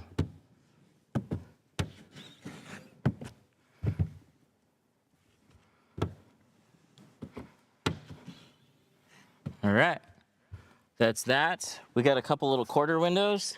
We got a special little baby squeegee to do them. So let's go grab those. And remember, if you want that little baby squeegee, you can find it at tiktokshop.tiktokshop.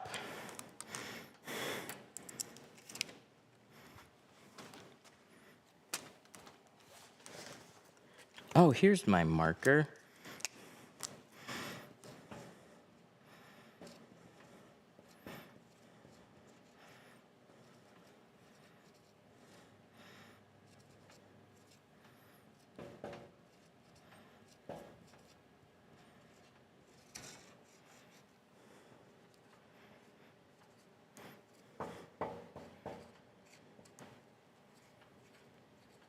TikTok shop.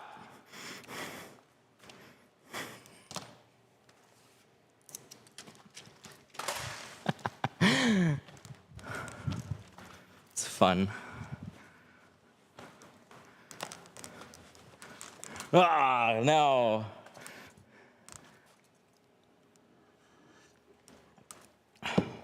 I guess it was the way I was taught. It's easier for me than to cradle the back glass. Yeah, and believe it or not, I point this out to everybody at the classes. So we teach both methods. Same thing for doors. People ask like, hey, do you teach bottom loading or do you teach 2-stage? People want to learn both. We teach both because it's all down to the individual. And a lot of it is what you may have learned early on or just what you naturally kind of gravitate towards. So a lot of guys with auto glass backgrounds, 12-volt backgrounds that are interested in getting into tint, dude, bottom load, it's so easy. You're so used to taking apart door panels. So then it just gives you an advantage because the tinting portion is just like so much easier for you.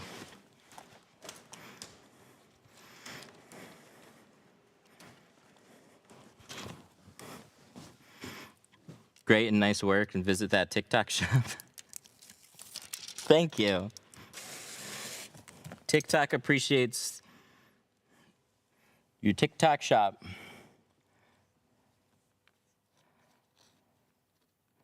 So what I kind of got sidetracked in talking about is on the back windows, I'm so familiar with Frankenstein or zombie or whatever you want to call it. But for new people, we introduced reverse rolling so early on that a lot of them gravitate towards doing that. So you're absolutely right. It's like, why wouldn't you do this way versus that? Because, I mean, what's nice is just carrying it in is less steps. But what's harder to do is get used to just like catching the film and carrying it in the car. I mean, you can do it off a board. You can just like pick it up and carry it in the car. But handling the film, a big piece of film like that, is tough for a lot of people, where a reverse rolled is a lot more controlled. But what I hate about a reverse roll and a back window is you get your third brake lights in the way, and you have some that are just, you just don't have a lot of space. Where the windshield, see, the windshield comes up past the dash, so the windshield is all the way up here, and my dash is back here. So I've got more space to reverse roll this, and I have less space to do that here. It's more sunken in, so it's easier for me to just carry this in. This one also isn't quite as wide. Windshield is wider, and then the windshield's a little bit more upright, so it's harder for me to then Frankenstein the windshield. So both of them have their strong points. That's why I'll do Frankenstein for one side or for the back, and then reverse roll on the windshield every time. That's kind of that's my happy medium. Are your glass sliders? Yeah, the glass on the cabinets, that's all custom. We went to Home Depot. We got 2-inch aluminum L bracket, and then we got smaller sections of wood. And so that's kind of like screwed in behind it. And then I had those glass boards in mind from the start with that. So I bought all that stuff with the intention of putting the glass there in between the big cabinets.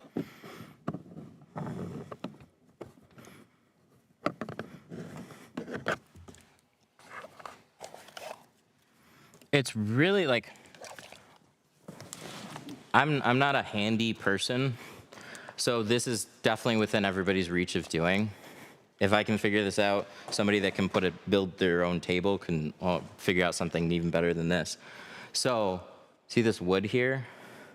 This is the L bracket, and we just drilled holes and just fixed this to the top. And then this is all a glass sliding shower door, or not, like, it's custom made to fit this cabinet face. So like, this is not just like a cheap, flimsy shower door. This was all custom. But the idea of like how this works is really, really simple. I just got one big cabinet set, got the proper length, bolted all that up there, and it's just, I love it. What got you into window tinting? So, just timing. 2006, 2007. I graduated high school in 2007. Went to aviation mechanic school in 2009. And I wasn't exactly sure what I wanted to do, but my dad owned an auto accessories company. And they did like a lot of electronics, remote starts, speaker systems, all your 9-volt stuff, step bars, tonneau covers, truck lifts, like your standard auto accessories company. And they did window tinting, and window tinting was always like a super successful thing for them to do. And one day, our longtime window tinter quit over the weekend. And that guy was like a typhoon of window tinting. He could tint 8 cars by himself, no problem, in a day. No plotter. He was just fast.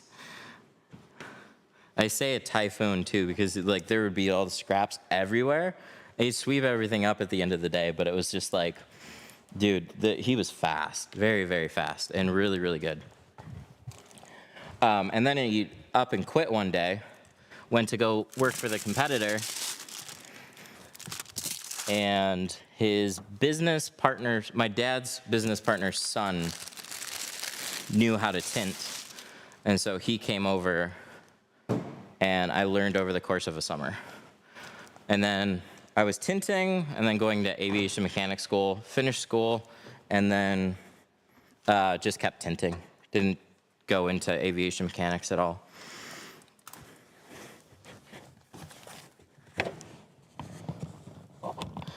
Glad I stuck with tinting. Oh. I hate when they put the releases in the trunk, because then one relocks itself, and then you gotta run back in.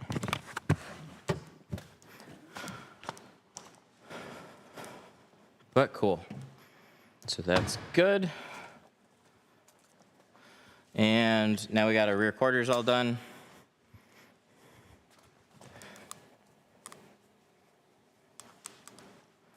So let's do the windshield.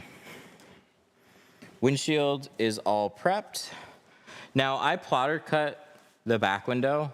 I'm gonna hand cut the windshield on this. I still do not trust any plotter software with windshields. I'm not saying they never line up. There's a lot of people that use core to cut windshields, but I've had windshield strips consistently not line up. And so I've done full windshields with other softwares, and so I'm just like, it's a big piece of film. It's a lot of heat shrinking work. And then if it doesn't line up, I don't know until I'm installing it. Drives me crazy. Windshields on core never line up. I appreciate that. I appreciate that a lot.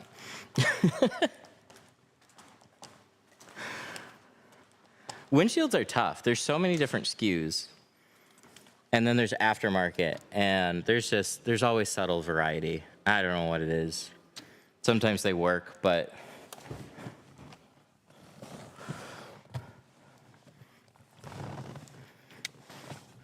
Graphtec is Japanese? Really? Oh, I didn't know that. Actually, never thought about it, but I didn't know that. Do you sell window tint? Yes. On the TikTok shop. Okay, so I don't have to remove this, but it's not that hard to remove in most cases, as long as it just pops loose.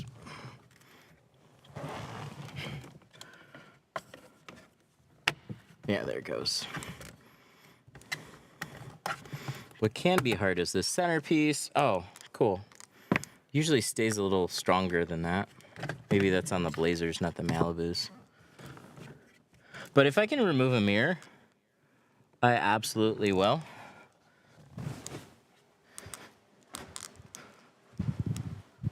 So, in order to remove the mirror, you need to get a screwdriver from LTT. In the TikTok shop.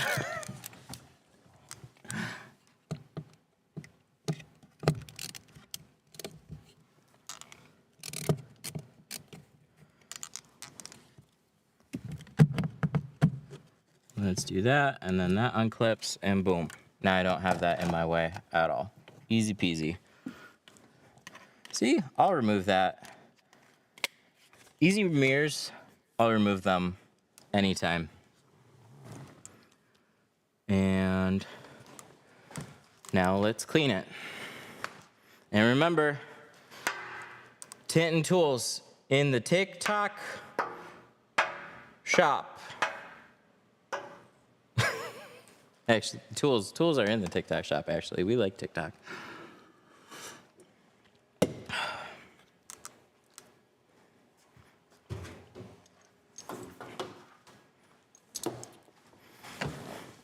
So we got two choices. We can either prep this ahead of time and then cut and shrink my windshield, or we can prep this after, but then it just feels like it takes longer. So I'm gonna do this first, squeegee it off, and then we'll run in here real quick. Do you have your own slip solution? Yeah, we have one called Tint Slip. We needed something stronger than baby shampoo for GeoShield. Baby shampoo just doesn't have the slide. It works fine for like ASWF. I had no problems with it. Lumar, I have no problems with baby shampoo. Like a lot of light adhesive films are totally fine. Geo has a pretty aggressive adhesive on all their films, and baby shampoo just wasn't enough.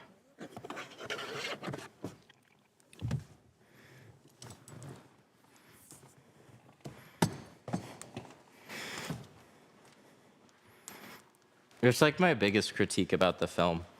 If it slid a little bit easier, it'd be way easier. Like, it helps with learning and it helps with everything. It's just like one less problem. But, you know, if they lighten up their adhesive, maybe then the windows start peeling more often. So they don't want to make it any worse. So making it a touch easier for installation might have other consequences. It works fine for you? Dude, I don't know what it is then about me.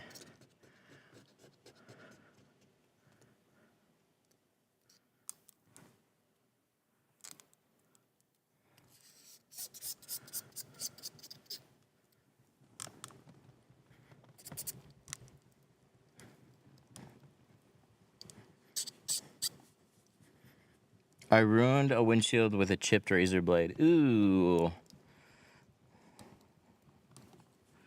Yeah, I saw somebody, it's common for tinters to take their knives and extend them out and like bend them. You can easily scratch up a windshield too, not being careful that way.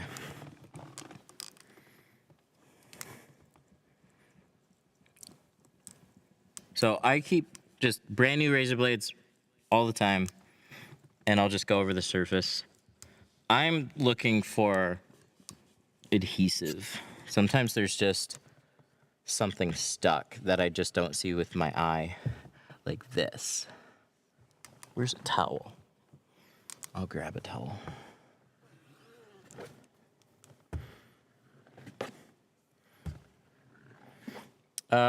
Quadruple steel wool.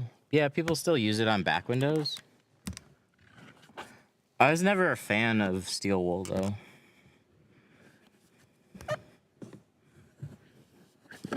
It's like it sheds a lot, that's all. So for whatever reason, like I used to do film removals, and instead of scrub pads, we had steel wool. But when I was retinting a window, didn't seem to matter. However I cleaned it, I would get a little bit of steel wool, and that's like a little hair that doesn't come out of the glue. Drove me nuts. But I haven't tried it in a long time. Okay, so let's grab our tool belt. Let's put some film on the glass.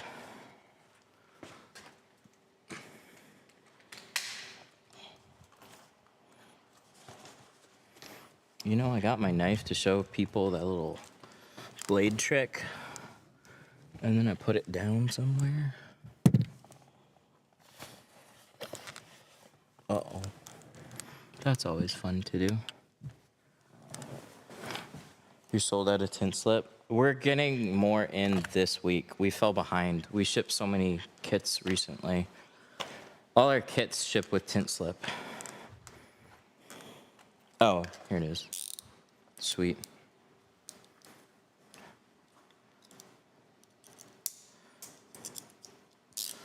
I have an 04 TSX and the rear window has old chip tint. Yeah, it's hard to remove. Steamers, and honestly, probably a razor blade at that point, or just getting your back window replaced. Most shops that you call are gonna quote you pretty high on doing that, because it's so much labor to try and remove that all.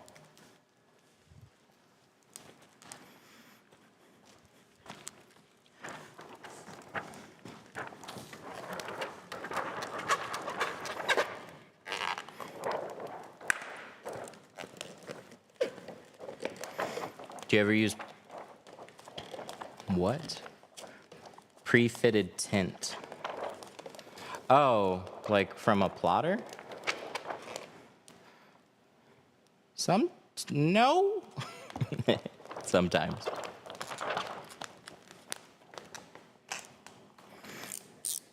Been doing a lot of C2 ceramic. It's not my favorite film. Yeah, same here. It's our mid.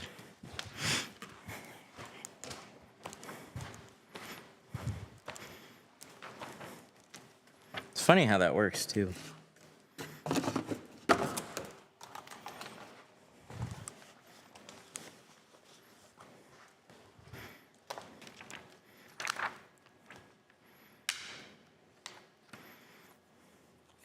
What percent's going on?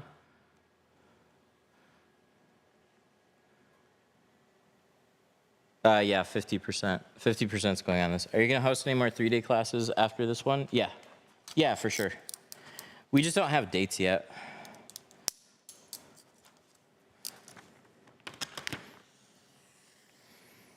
It's kind of hard to plan, but we do our best. We usually plan 2 or 3 months out in advance, and so we'll set the dates, and then we just haven't figured out the next ones yet. But it's usually like the 3rd week of every month. But until it's on the site, it's not a for sure thing.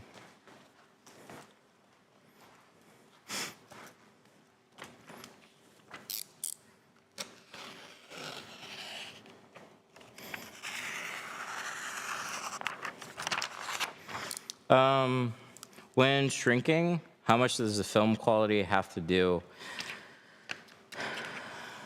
So professional films have gotten very user-friendly. That comes and goes in waves, but for the time being, the majority of good films are also more installer-friendly because the manufacturers realize if my film is a pain in the ass to install, less installers are going to install it. Doesn't matter what the film does. So they make them more installer friendly. Cheap carbon and cheap ceramic is fine for doors, but it looks hazy. And you don't need to shrink very much for doors as well.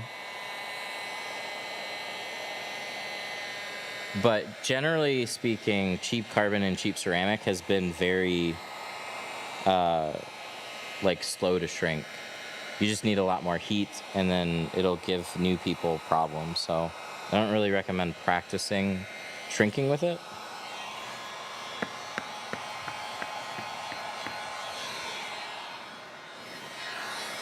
Where do you eat those stainless steel blades onto your floor? Do you eventually pick them up? Eventually.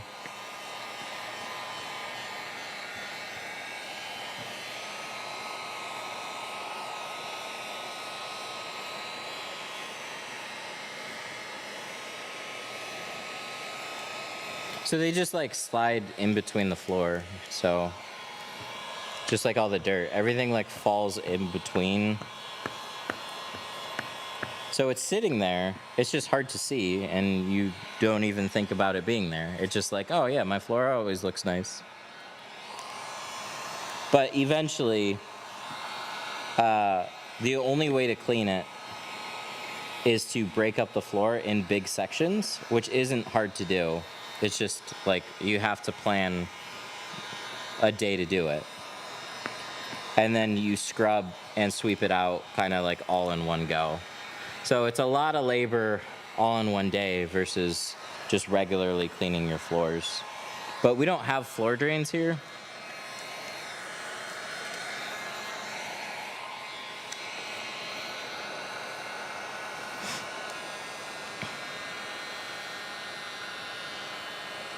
I've noticed C2 ceramic doesn't shrink like Apex.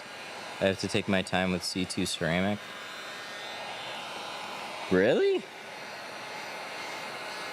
I mean, I go a little slower with Apex because Apex has 2 layers of ceramic and it holds heat longer.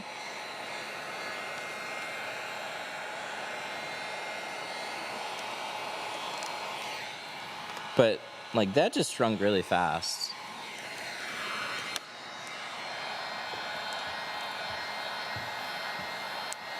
Can't you just vacuum up the blades? No. Vacuum doesn't quite reach. Like, there's just too much of a gap there. So you could get like a handful of them. But we also have like soapy water and stuff down there that then makes them stick a little bit. So eventually it just has to get scrubbed.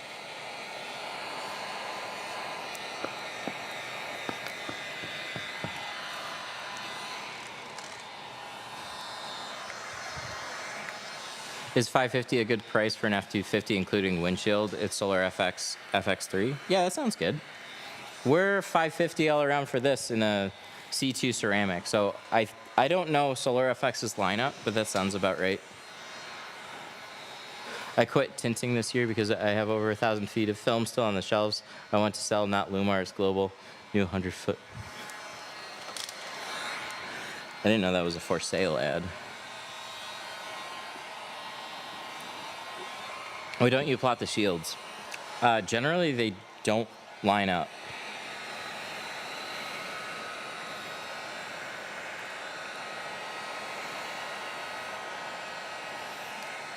And so if they don't line up, then I'm out a big piece of film and a lot of time.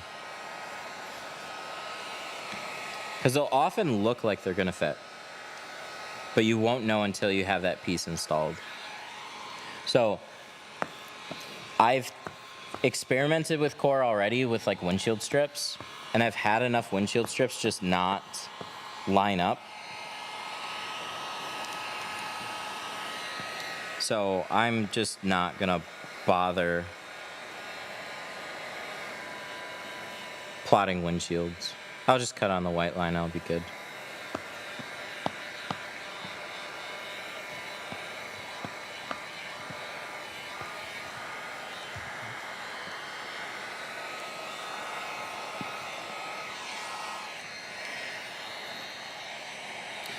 I had another shop tell me 800 for Lumar IRX and thought that was too high compared to 550. Yeah, your Lumars, your X-Spells, depends on your area and how aggressive.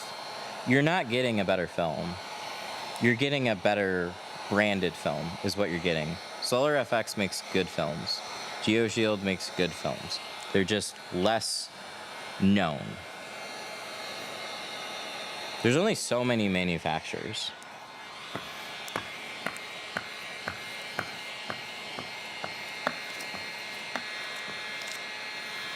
And so Lumar, all the ones in the US, I heard an interesting one. I didn't realize this.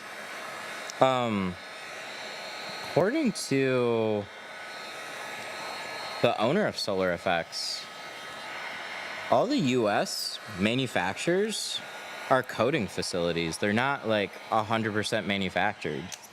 So that means they get spools of film and then they'll dye it and coat it. I think ASWF might be like one of the only, like ASWF makes film. I don't know, that was what he said though, but I thought Matico, ASWF, I thought they were like full-on manufacturers, but I don't know. Maybe it was just raw materials, like importing raw materials, like end to end.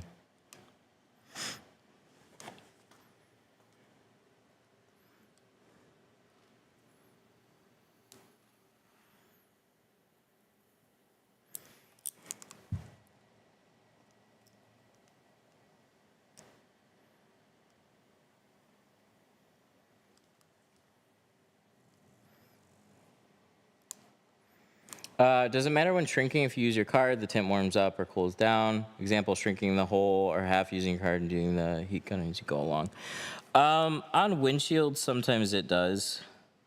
like it's good to kind of let the ceramic cool down a little bit. I'll do that more for Apex.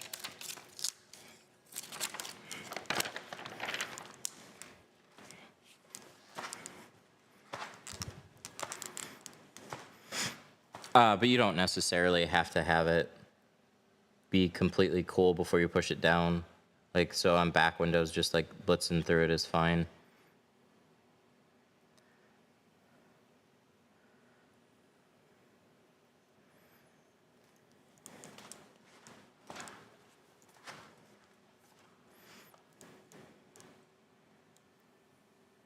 You cut slowly. You type slowly.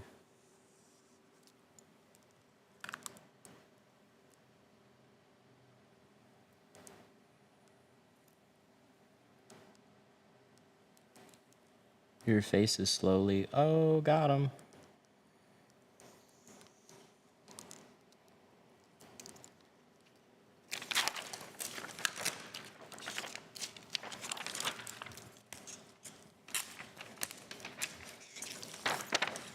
God forbid I take a minute instead of 30 seconds.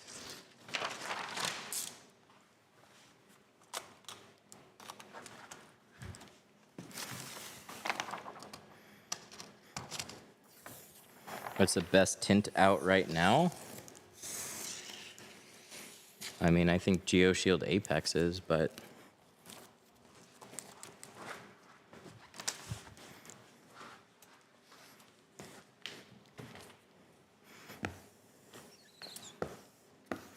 that's a hard thing to quantify because there's not a super perfect way of measuring what makes film amazing. You can measure IR numbers, but what about color? Like, some people put workability into what makes a film great. So if it's easy to shrink, that makes a film great. Above a certain threshold, it just doesn't matter.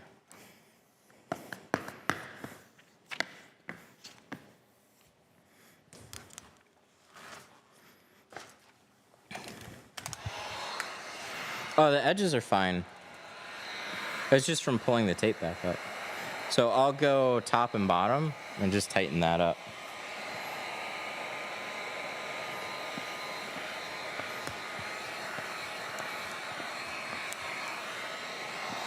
How does it stay down and stick there for car washes? It's supposed to stick? This is temporary. As soon as this baby hits 88 miles an hour, you get a free removal.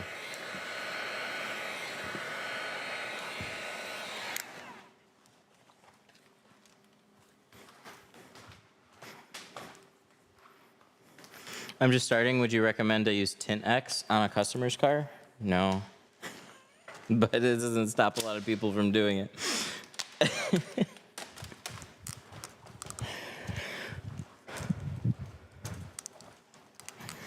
Look, if you're new, just starting, like, I get it. Trying to save as much money as you can on film. There are definitely just better products. So if you're tinting for people that just don't care, it's not like it's gonna look awful, but some of their films are very hazy. All right, let's pull out the 8-incher. Black Magic? No, not really.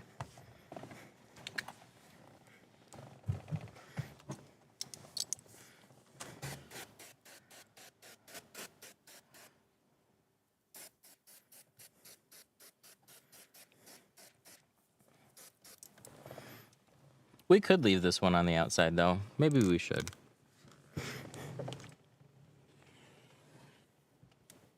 What's another affordable option that you would recommend? Well, GeoShield sells half rolls.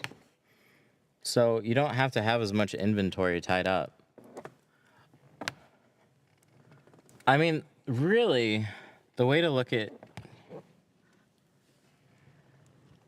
Let me break it down with their carbon versus like Lexan's carbon. So a 36 by 100 foot roll in like the Pure Max carbon is going to be like, I don't know, what is it, like $140 or something? And Geo's is like 250, 255, something like that. What that really breaks down to is per car, my cost with Lexan is like $16. And my cost with Geo is like $30.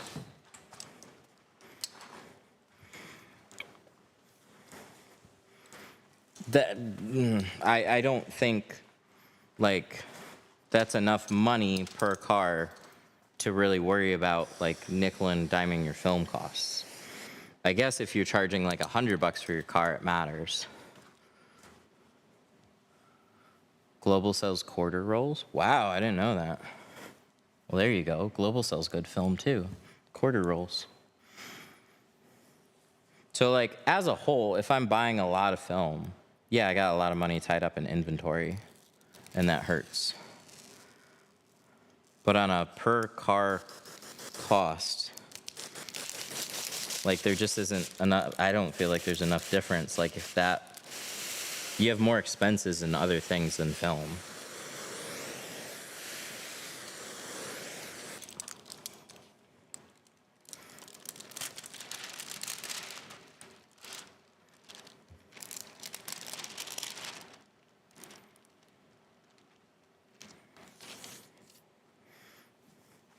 Everybody says GOC2.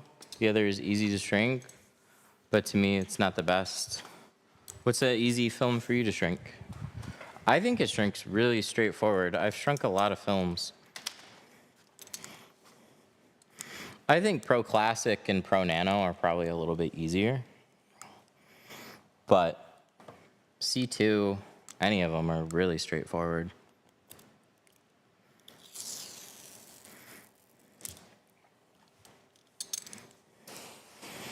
How many can you do with a 36 by 100 foot roll? I say about 8. 8 cars without windshields. Some will say 9 to 10. So you'll get a little bit more using a plotter versus hand cutting. And then it just depends on if you waste film or not.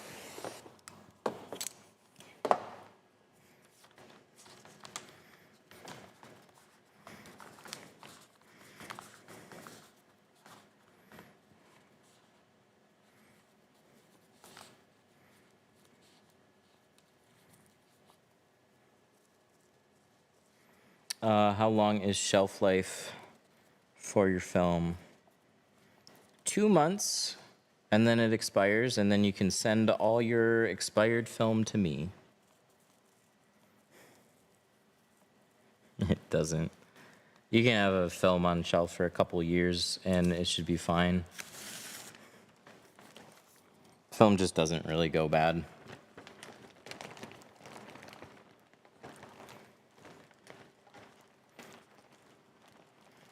Are you doing a reverse roll? Yes.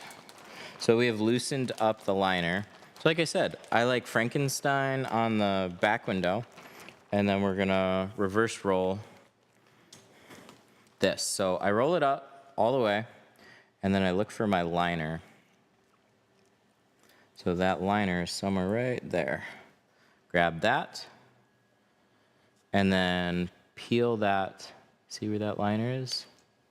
We're gonna peel this back now, and that liner is sticking to the back side. I'm gonna rinse this. How do you reverse roll without the liner moving? The liner kind of like shifts spots because it's going to the back side. So it's offset by a few inches. But here, we'll try and just explain.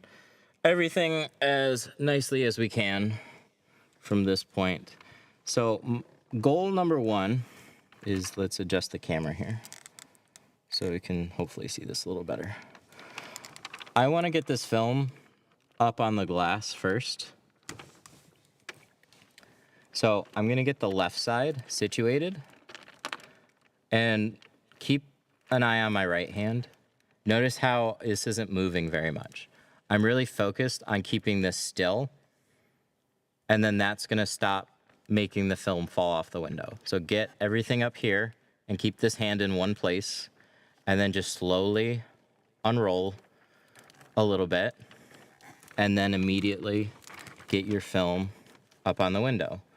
Unroll some more, get it up on the window. Unroll a little bit more, and then it's just that. You just keep unrolling some and put some on the window. And the more you do that, and see how this is nice and flat, a lot of our film is anchored, and it makes the rest of this way easier. So once I get about halfway, I'm gonna mist some of the rest of this. Then I'm gonna grab my liner, flip that to this side, and then I'm gonna use that liner to help unroll the film. I didn't release it from this area intentionally. I'm gonna keep unrolling that. Spritz those are dry. Get this up on the glass. It's still wiggling, that's good. And then we just keep unrolling this. And then when I get about halfway along this side here, sorry, why is that so tilted? When I get about halfway around this side, I kind of just let that roll then drop away. And then I can peel this liner, throw it out of the car, and then we can put our tint up on the glass without anything getting in our way. And then shift it into place. Reverse rolls are so nice when you just kind of take your time with it. It's very controlled. Also, I've got a lot of space with the Malibu. Like I said, this is like one of my favorite cars for a reason. You just have so much room to play with. So I have like a super wide border everywhere.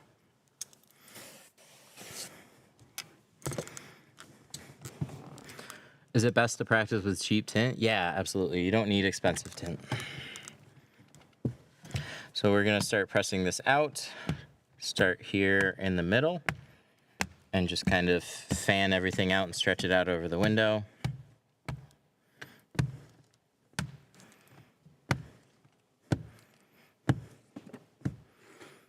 Do you recommend any lights to cut windshields? I have a icon light, and then I use glass aid, so I just shine that either through the tint,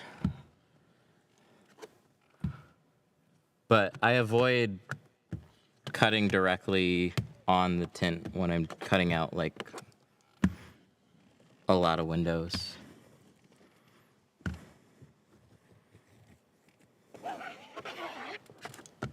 There we go.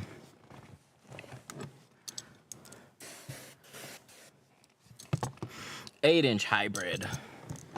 That's just to fan out the film. And then I'll take a 5-inch squeegee, put some extra pressure.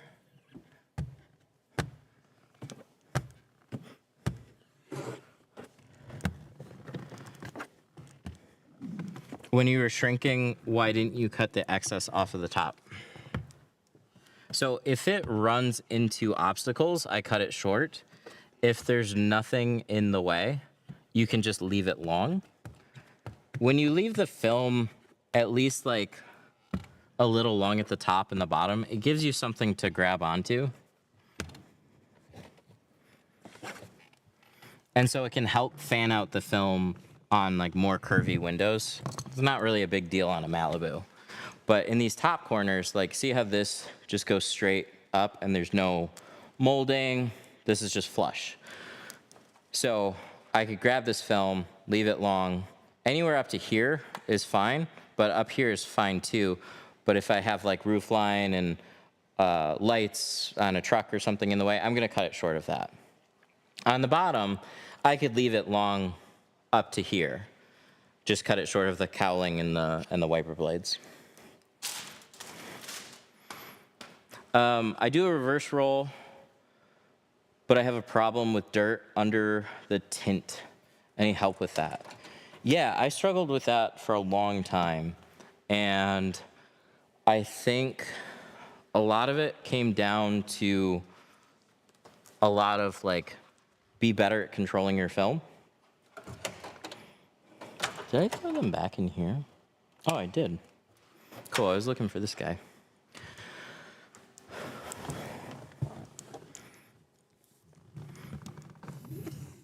But when you're doing a reverse roll, I would often get a lot of speckling in this area. So all that I do now is I wipe off the film, be pretty thorough about wiping off your edges, and just take your time when you're unrolling it. So if you let it drop when you get close to that side, and then you just kind of rinse off the film a little bit, the problem eventually just went away with like lots of practice and repetition. But it was really frustrating for a long time. Now my reverse rolls, like I used to have, I don't want to jinx myself, but I used to have like consistently a little hair somewhere in this area. I don't know why. It just like was happening time and time again. And I would try and adjust something small, and then I would over clean stuff. But scrape your window, squeegee everything off. It also helps to wipe off your pillars. Actually, that's something that I forgot to mention too. If you take a towel after you've cleaned your glass and you wipe all the water and drip, like all the dirt that you washed off the window is now collected here on the sides. So it's worth taking a towel and wiping all your edges before you install the film too. Or just don't bump that, basically, is what you're trying to do. But it's easy for the side to kind of brush, or maybe a few drips.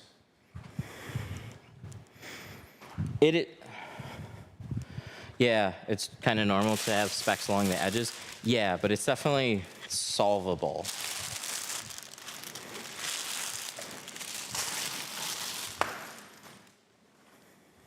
I mean, I was getting to the point where I would lift the film, wash underneath it, wipe it out, and then lay it back down and roll it up. I was doing a lot of different things to try and figure that out. And then I think between wiping off the pillars on the sides, wiping off just the outer portion and all the edges, being really thorough about it, and then just being careful with how you're unrolling it, it eventually just kind of stopped.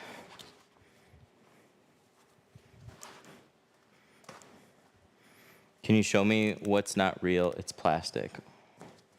What? What brand? Oh, this is GeoShield. So we'll see. Hopefully we don't have a bunch of little speckles. I haven't cleaned the pillars. Do that. Yep. I kind of forgot about it until I got to like the end of that explanation, but that is something that I actively try and do, is like all the drips on the sides, you don't really think about it. Like you clean the glass, but you don't really then think much about where all that dirt just ran to. It 100% ran down the pillars and the sides. So if your tint kind of scrapes along against that when you're installing it, which is one reason why I let it drop and kind of tuck it inwards and avoid scraping against the pillars, I don't see those happen. So I'd have to go back and like look at old videos, and maybe that's what was happening. I feel like sometimes you just run into a tint problem and you're like trying to figure out why it's happening. And then like you'll develop a weird problem and then it'll just eventually go away. And you don't even have a perfect explanation of like, why did that happen? Why did it go away? I don't know. It's just better now. Just a lot of repetition. Oh, nice. Oh, what's not nice is that. Hang on. Oh, fuck. I forgot about that. Are Corvettes hard to tint? The C8s, like all the Corvette doors are hard to tint.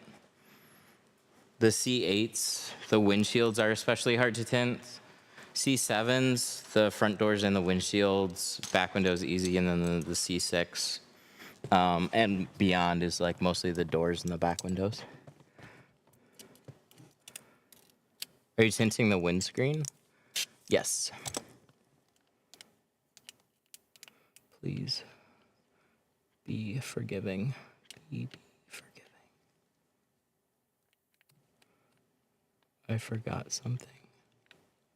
And I'm seeing if it looks like it's easy to brush, but I'm not sure yet.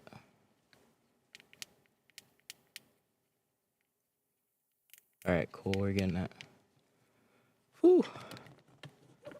Hang on. I just had. Remember earlier there's a little bit of adhesive up here? And I scraped it and I was going to take a towel and wipe it out, and I just didn't. Well, it was stuck still up here. So I'm now seeing if I can just flush this out.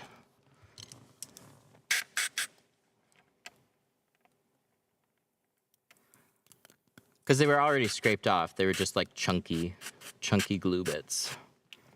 So kind of like a bigger hair. I'm just, yay, that looks good. So much better. Yep, we're good. I can, where's that little guy? We don't worry about that little guy. TikTok camera froze? Oh, come on. I didn't even do anything. I don't have like a pause button. My hands are tied. What the? So stupid.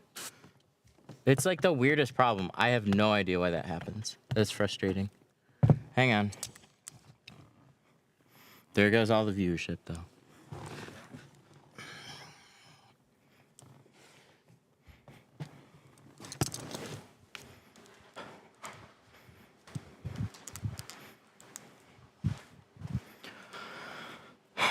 All right, let's see if we can figure this out real quick. I'm still here. I'm going to unplug a thing.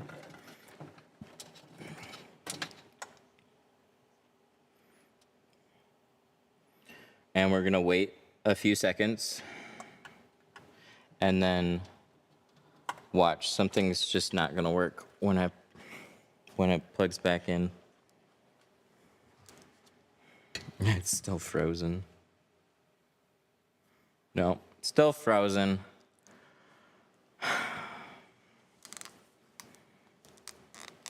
Oh. Oh. Wait. Okay. There we go. It had to do with the phone.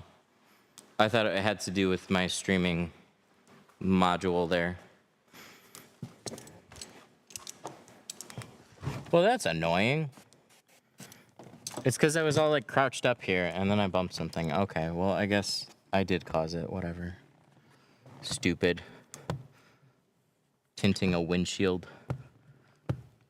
with a neck mount.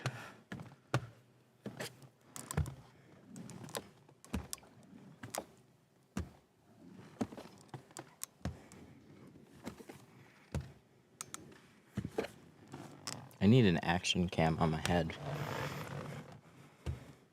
I couldn't get that to work yet with this setup though, so that's why we're still using a phone. Phone's not bad though. I have some nice flexibility with it. I could put this on a tripod if I want.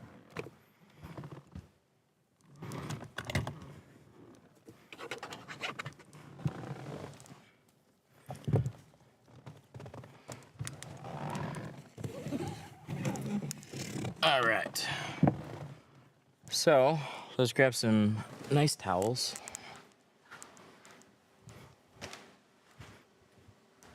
Do you ever peel back the tint if there's something under it?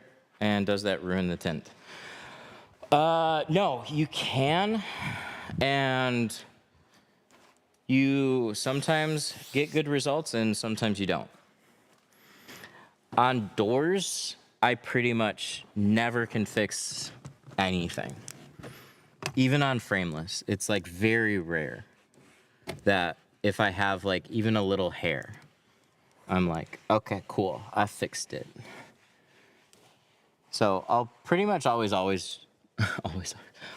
pretty much just start over on doors.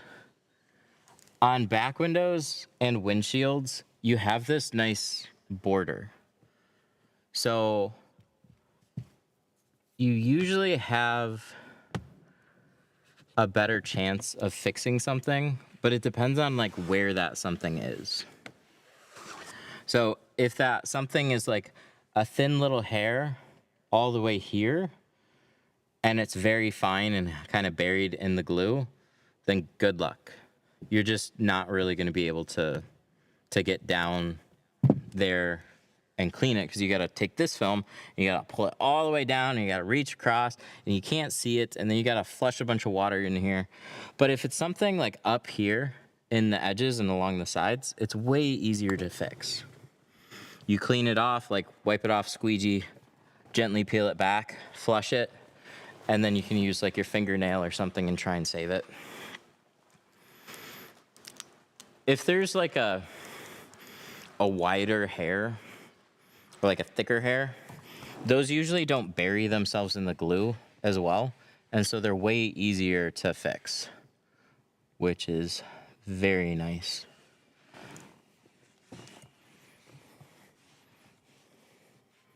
So it was weird, like when I was doing windshields like a few years ago, no, like 3 years ago, home garage, I would get like almost like an eyelash hair that was like right in this area in a few different spots. It was really easy to fix,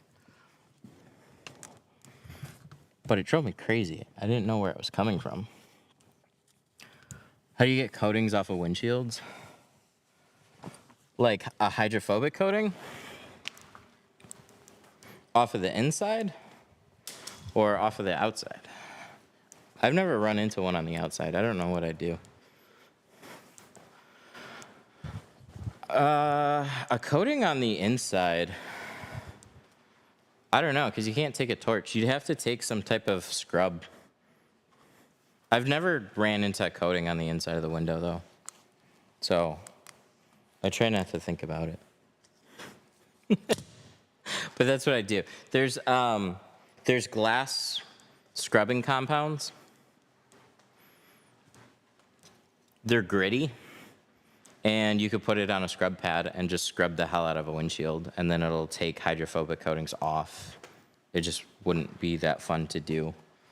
And then it'll leave grit behind, so then you have to be extra careful about getting all that. How long do you have to fix something that's under your tint before you just have to redo it all? Depends on what that thing is. Usually, like, so if I had a small hair,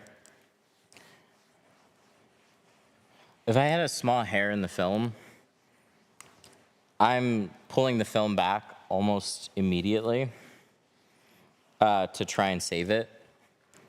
You have like a 10-minute window typically with this type of film. It's not that you can't take a little bit longer, like if it's a colder day and you just see something that's a little later, it's probably not quite tacked up yet.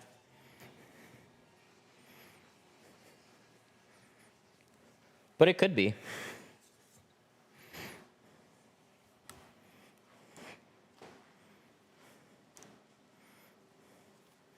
What solution do you use in your tanks? I use tint slip. So this stuff right here.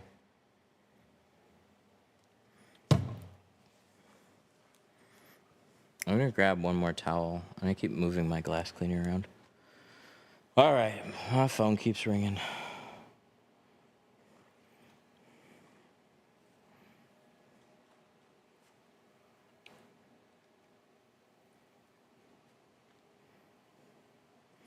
We got robot answering leads today.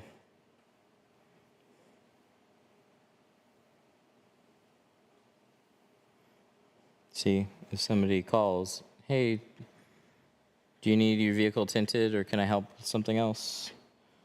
Like this one is getting quoted right now. Sorry, I missed your call. Yes, vehicle tint.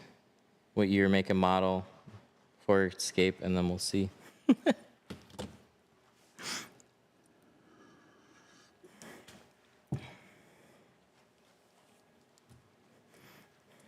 All right, let's get this thing cleaned up and put back together. Looks nice. Looks very, very nice. Oh, that's where I put my glass cleaner.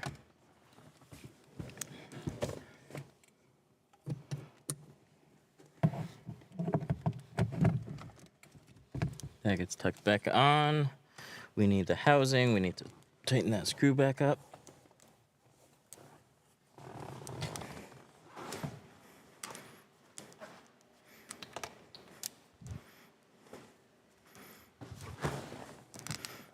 Chevy Traverse, what size roll? All the sides and the rear can be done probably off of a 20-inch roll.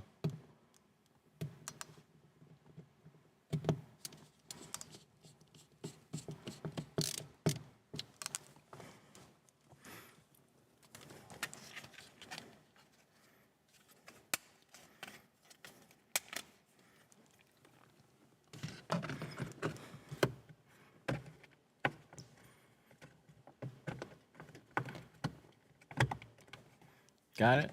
Got it.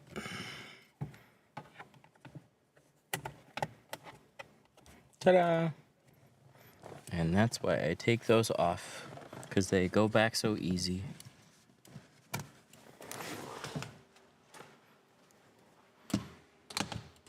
And this is where everything turns into a cluttered mess.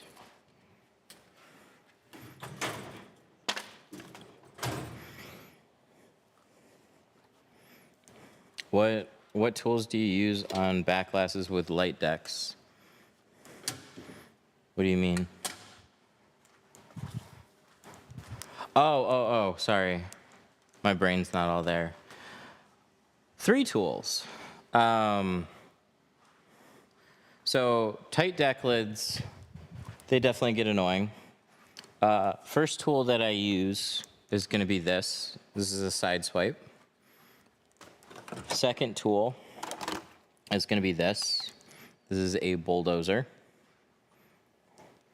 And then third tool is going to be this. This is a tail fin. Like the vast majority of back windows and windshields can all be done with these. When you have a little bit of, like, it can be tighter, but if you don't have a third brake light, this can usually do everything. With a third brake light, you usually need a side swipe and a bulldozer. And then tight corners, tail fin works really, really well. An honorable mention that should be in this drawer, but I don't know where it is right now, so I'll go grab one. It is a new tool by Fusion. And I like this one.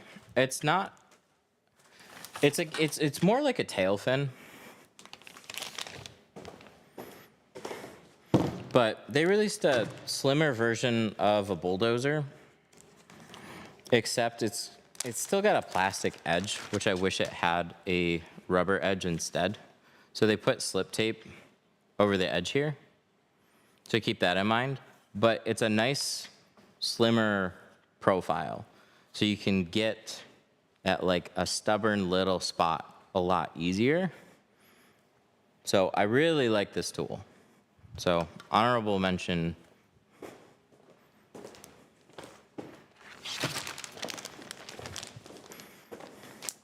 They also released the back jabber, which is a duplicate to the bulldozer, but we've been using these for a little bit now. And while they do look cool, I mean, orange and black, it's a fun color combination. This blade here, this, in my opinion, is too stiff. It needs to be softer. So I still go for the bulldozer here. I wish there were more tools that had a nice squeegee end instead of like hard plastic ends or really stiff rubber ends. So there's a few tools that I just like personally don't like because of how stiff the rubber is. This one, a little too stiff on the rubber end. Shortcut, while I love this looks super cool. This rubber here is just a little too stiff. Tail fins are great. They're smushy. That's why I like them. The reach, also love the look of this one. This rubber is just a little too stiff. So a softer rubber just helps curve to the contour. That's why I like Sideswipe so much. Is like this bends, it molds to the glass pretty easily. So you can just push out water easier and better and smoother. Where if it doesn't, it leaves a lot of water trails behind. And then you like, you're a tint tool supplier? Yes, yes we are. We grew into one. We're like a big boy tint tool supplier. We like, it's funny because it doesn't look like it because like, it's like, oh, you only have like 3 shelves worth of tools. Well, that is a lot of tools. It's like, this is the vast majority and some of like a lot of what's out there. It's all of Fusion's like 5-inch squeegees minus like extra scrap like skews like the squared off ones. We just got the PPF one, black one, and the clear crush. We have these ones now too. But yeah, we sell everything.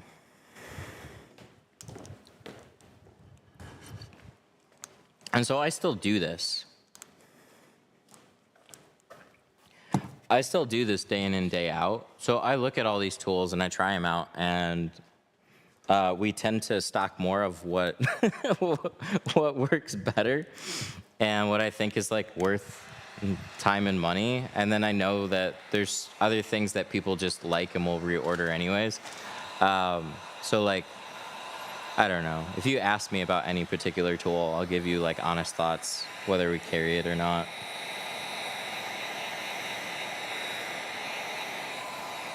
I really thought the back jabber was going to be like a 1-to-1 replacement of the bulldozer.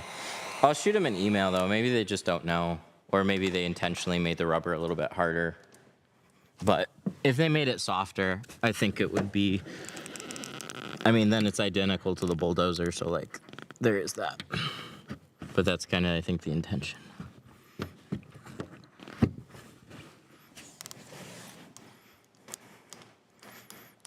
That looks good.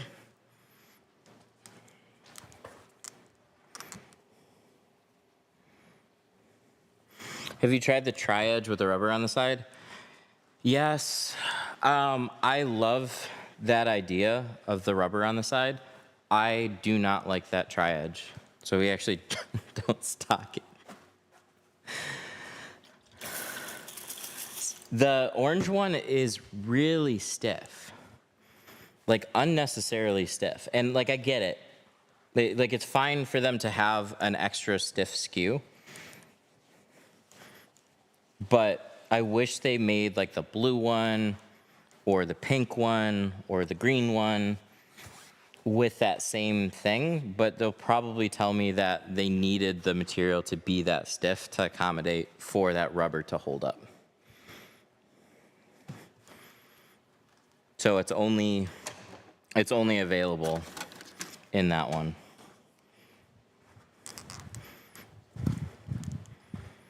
Do you sell the 12-inch yellow turbo? No. I bought one because I thought it was funny. What do you use? Like, do you just get one and then you cut it down?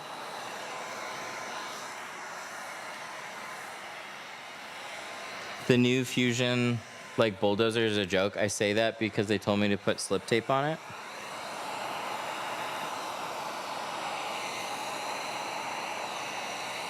Is that the junior jabber? Is that the one we were just talking about? We were just talking about both of them.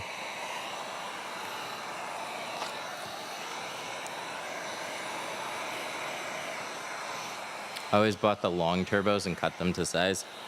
Ah, okay. No, we just carry the 5-inch turbos and the 3-inch turbos, so they're already cut down to size. Fusion's turbos are, in my opinion, better.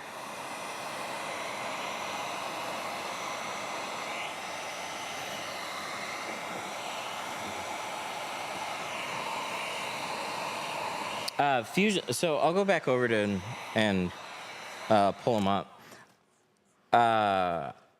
The yellow turbo.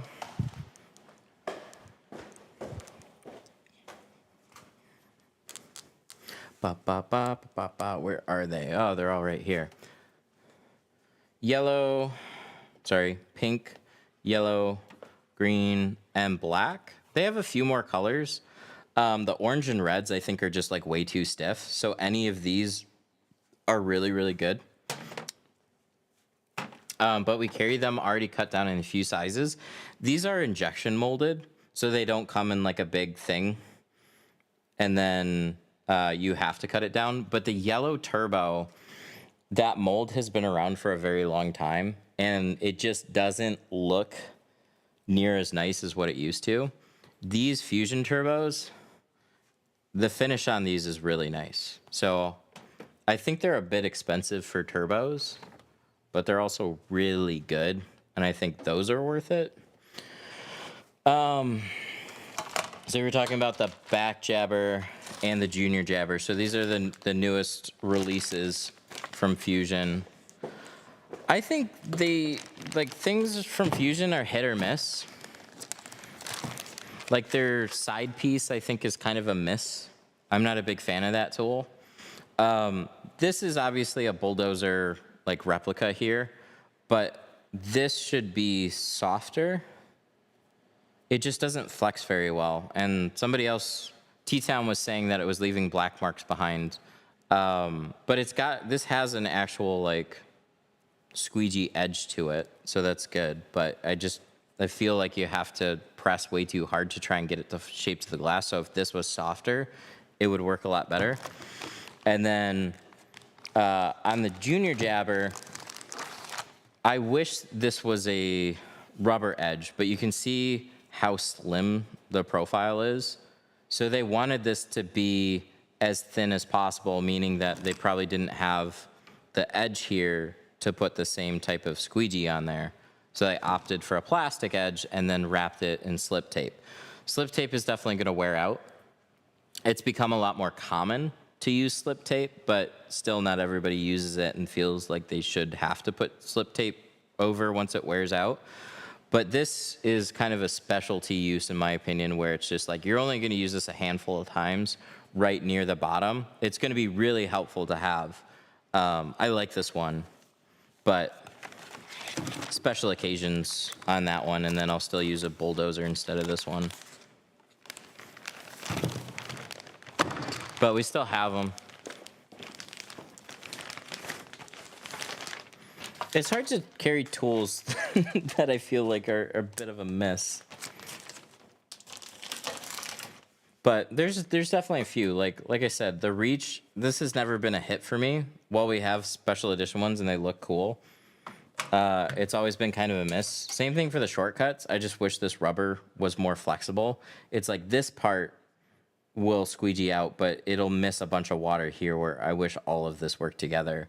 But I talked to them about this tool, and they said it's just like, it's very hard to have an injection molded tool and a flexible rubber edge. It's like this is usually where everything falls apart. It's like either the material doesn't stick, or they intentionally have to use a harder rubber in order to get that tool to work like that, or like fit together that way.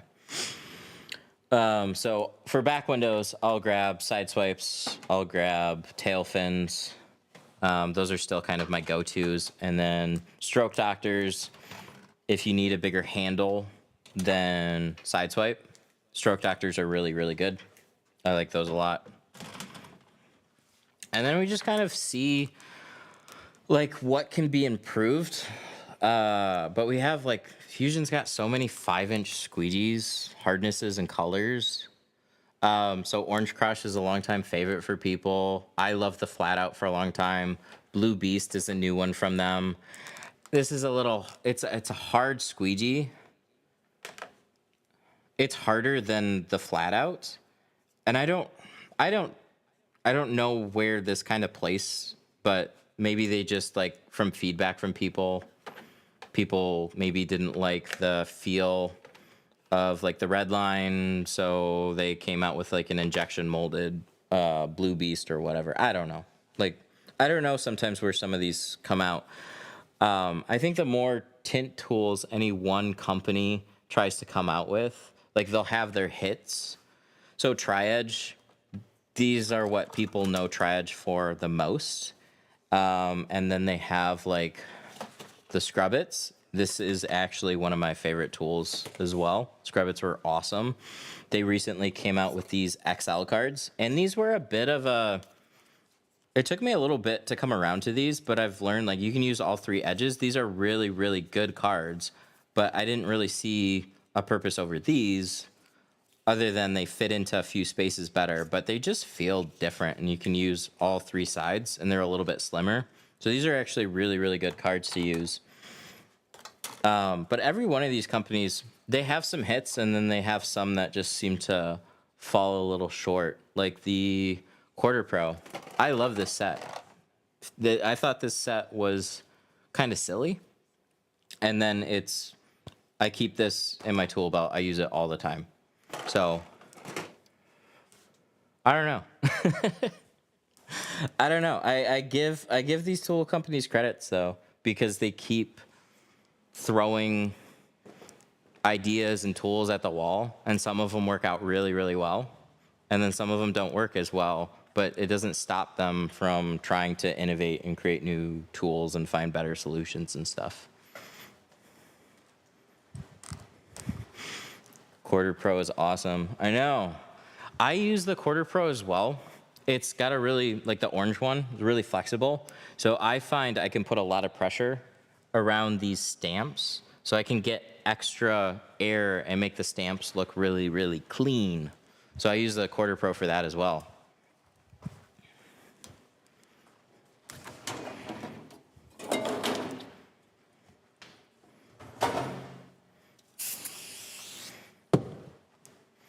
All right, we're mostly all wrapped up here. Windshield looks good. I don't see anything in my vision, which is nice.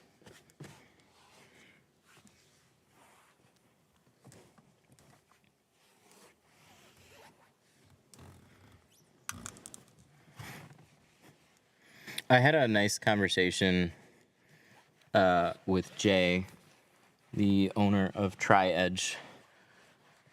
They're working hard every day, running machines, developing new tools,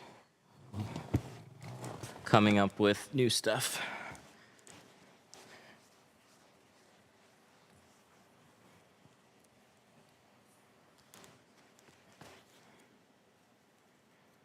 Trying to remember, I had a thought from that conversation that I just skipped my mind right now. I'm trying to remember what that was. But it's always interesting to talk to him, because he'll talk about manufacturing processes and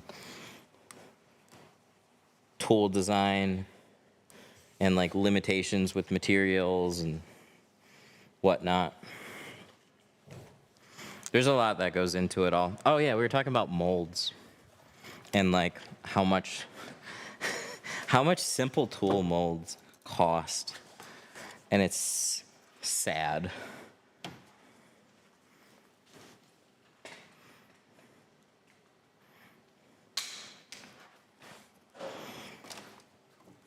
So you have your costs in whatever an injection molding machine costs, like tens of thousands of dollars in just the machine itself. And then you have to get molds. So like this tool is an injection molded tool, meaning that like hot plastic goes into a mold and then out pops this. You still have a little bit of finishing work, but that you can make a lot of tools with the right material very quickly. But a ton of work goes into making the mold and coming up with the design for the tool.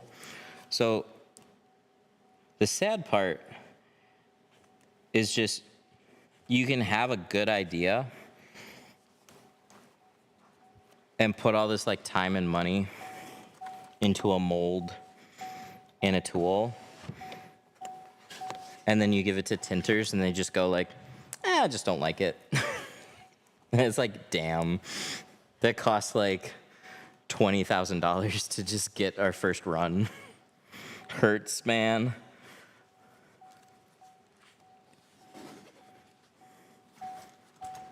He told me the cost for the reach. I don't think he cares if I say this one, but the reach mold altogether, like in the end, cost them like $80,000 to get that tool to market. Fucking crazy.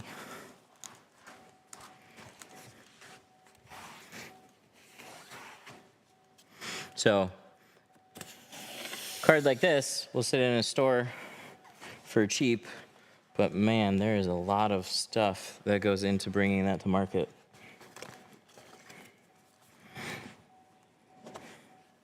I bought the Reach so he got some money back. Yeah, I bought some special editions. I still just don't really like it. He'll have to still show me in person how he actually uses it. I get it. I just it's just never been for me. I used bulldozers well before that, so.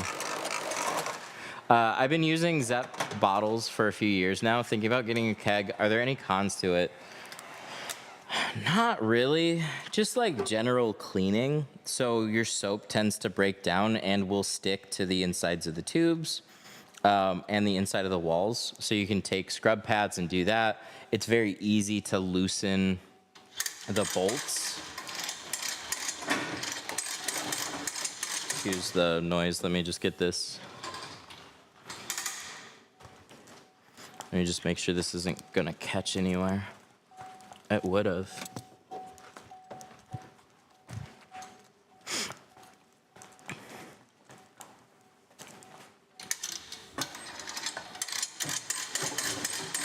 I own a wrap tool manufacturing company and can help out the space if you ever need anything. I appreciate that. What's the company name?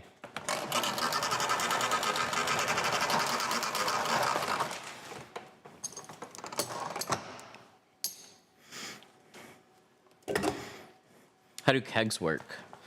Yeah, we can give a quick rundown of this. So this is a 3-gallon tint keg. I have a hose that goes up to this reel. This is kind of extra.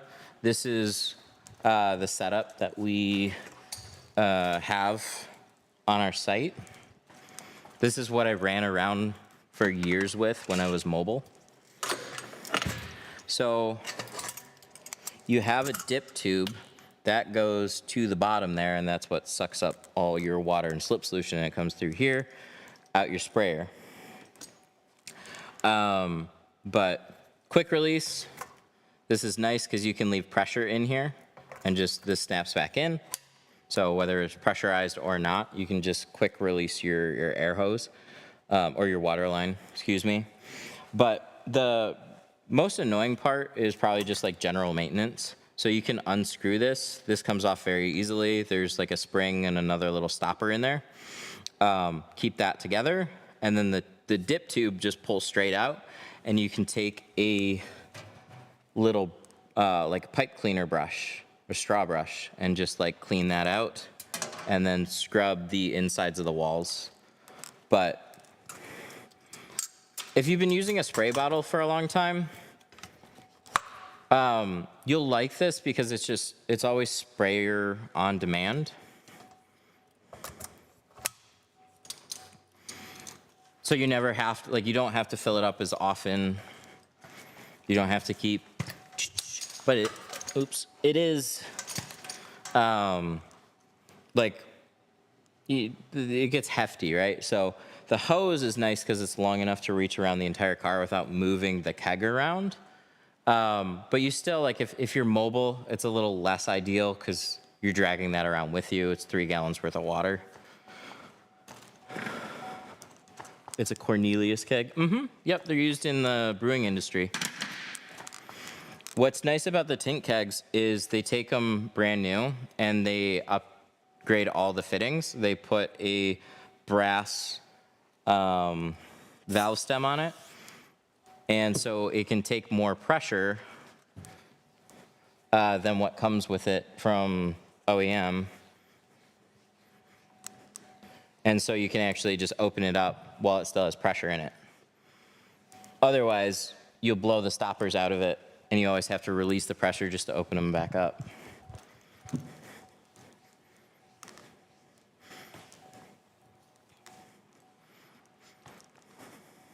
But yeah, there's discussions, like people are finding them.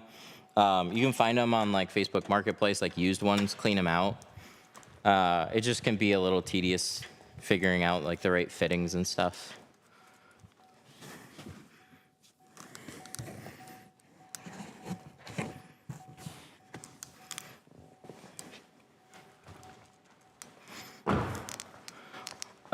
Wrap on tools. Cool, I'll check it out. Thanks for that, I appreciate it.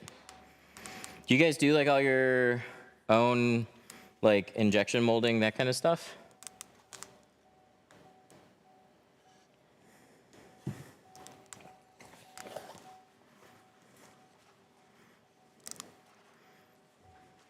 That's cool. What was an entry-level machine for you? What's the cost on that? We talked a little bit about mold costs. Mill our own molds? Dang. That's cool.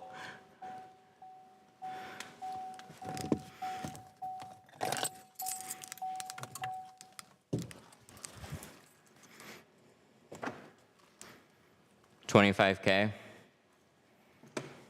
What company?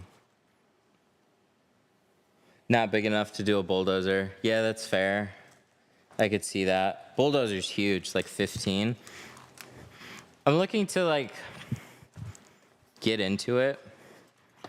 APSX, okay. I think I've looked into them. So I'm just gonna screenshot that and look into it a little bit later. I think I've already come across them.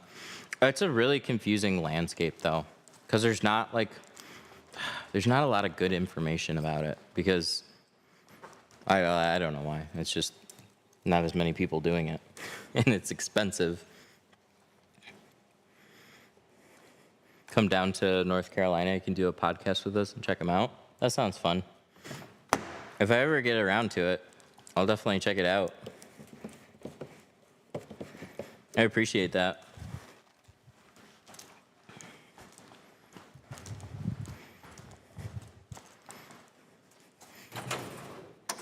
Are you guys getting ripped off all the time too? Isn't that fun?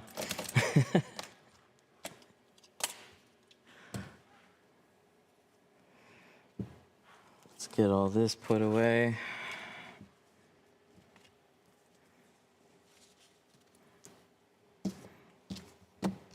I see that happening a lot.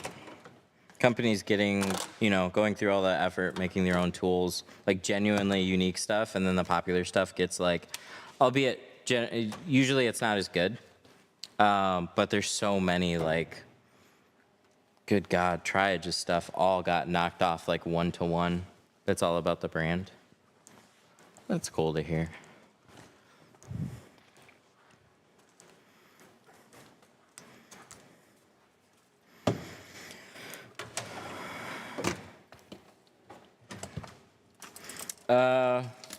What's the best film to use when starting to tint cars? I bought a few Gila films. I don't really like the color of it. I mean, there's film for practice, so just learning, but like GeoShield C2 or their Pro Classic is a really good film to start with. Albeit it's going to be a little bit more expensive using film that you would install like professional film, but the color's way better.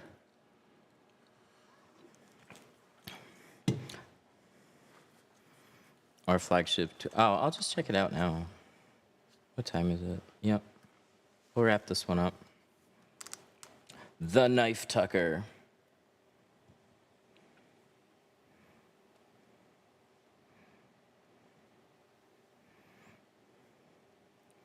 Sorry, 1 second.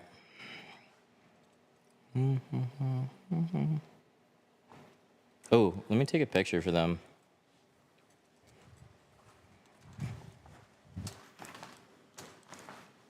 And then I'll look it up.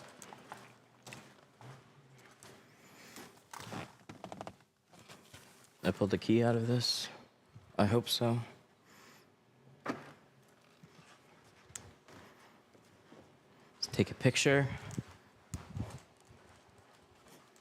So I got my ladder so I can be tall.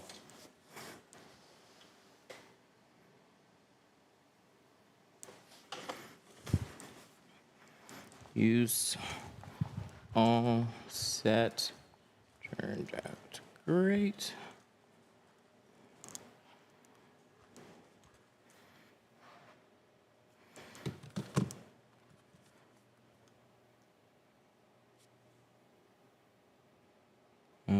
Down. All right, what were we looking up? Wrap on tools.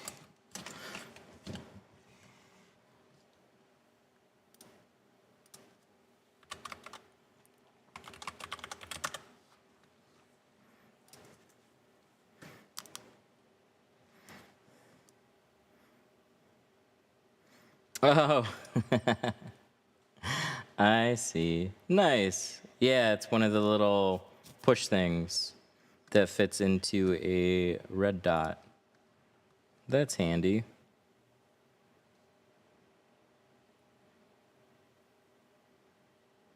Oh, and you guys do have a podcast. Nice.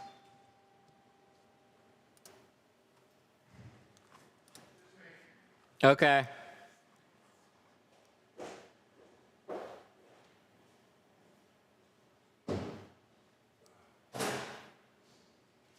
Shop all.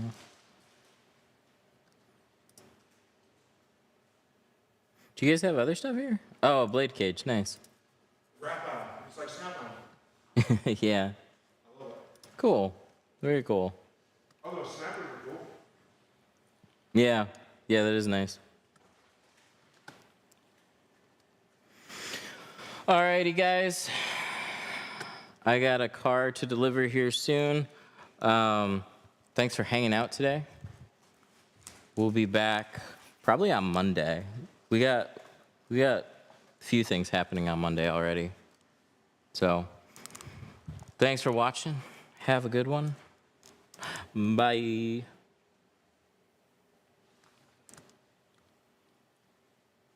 Where's YouTube?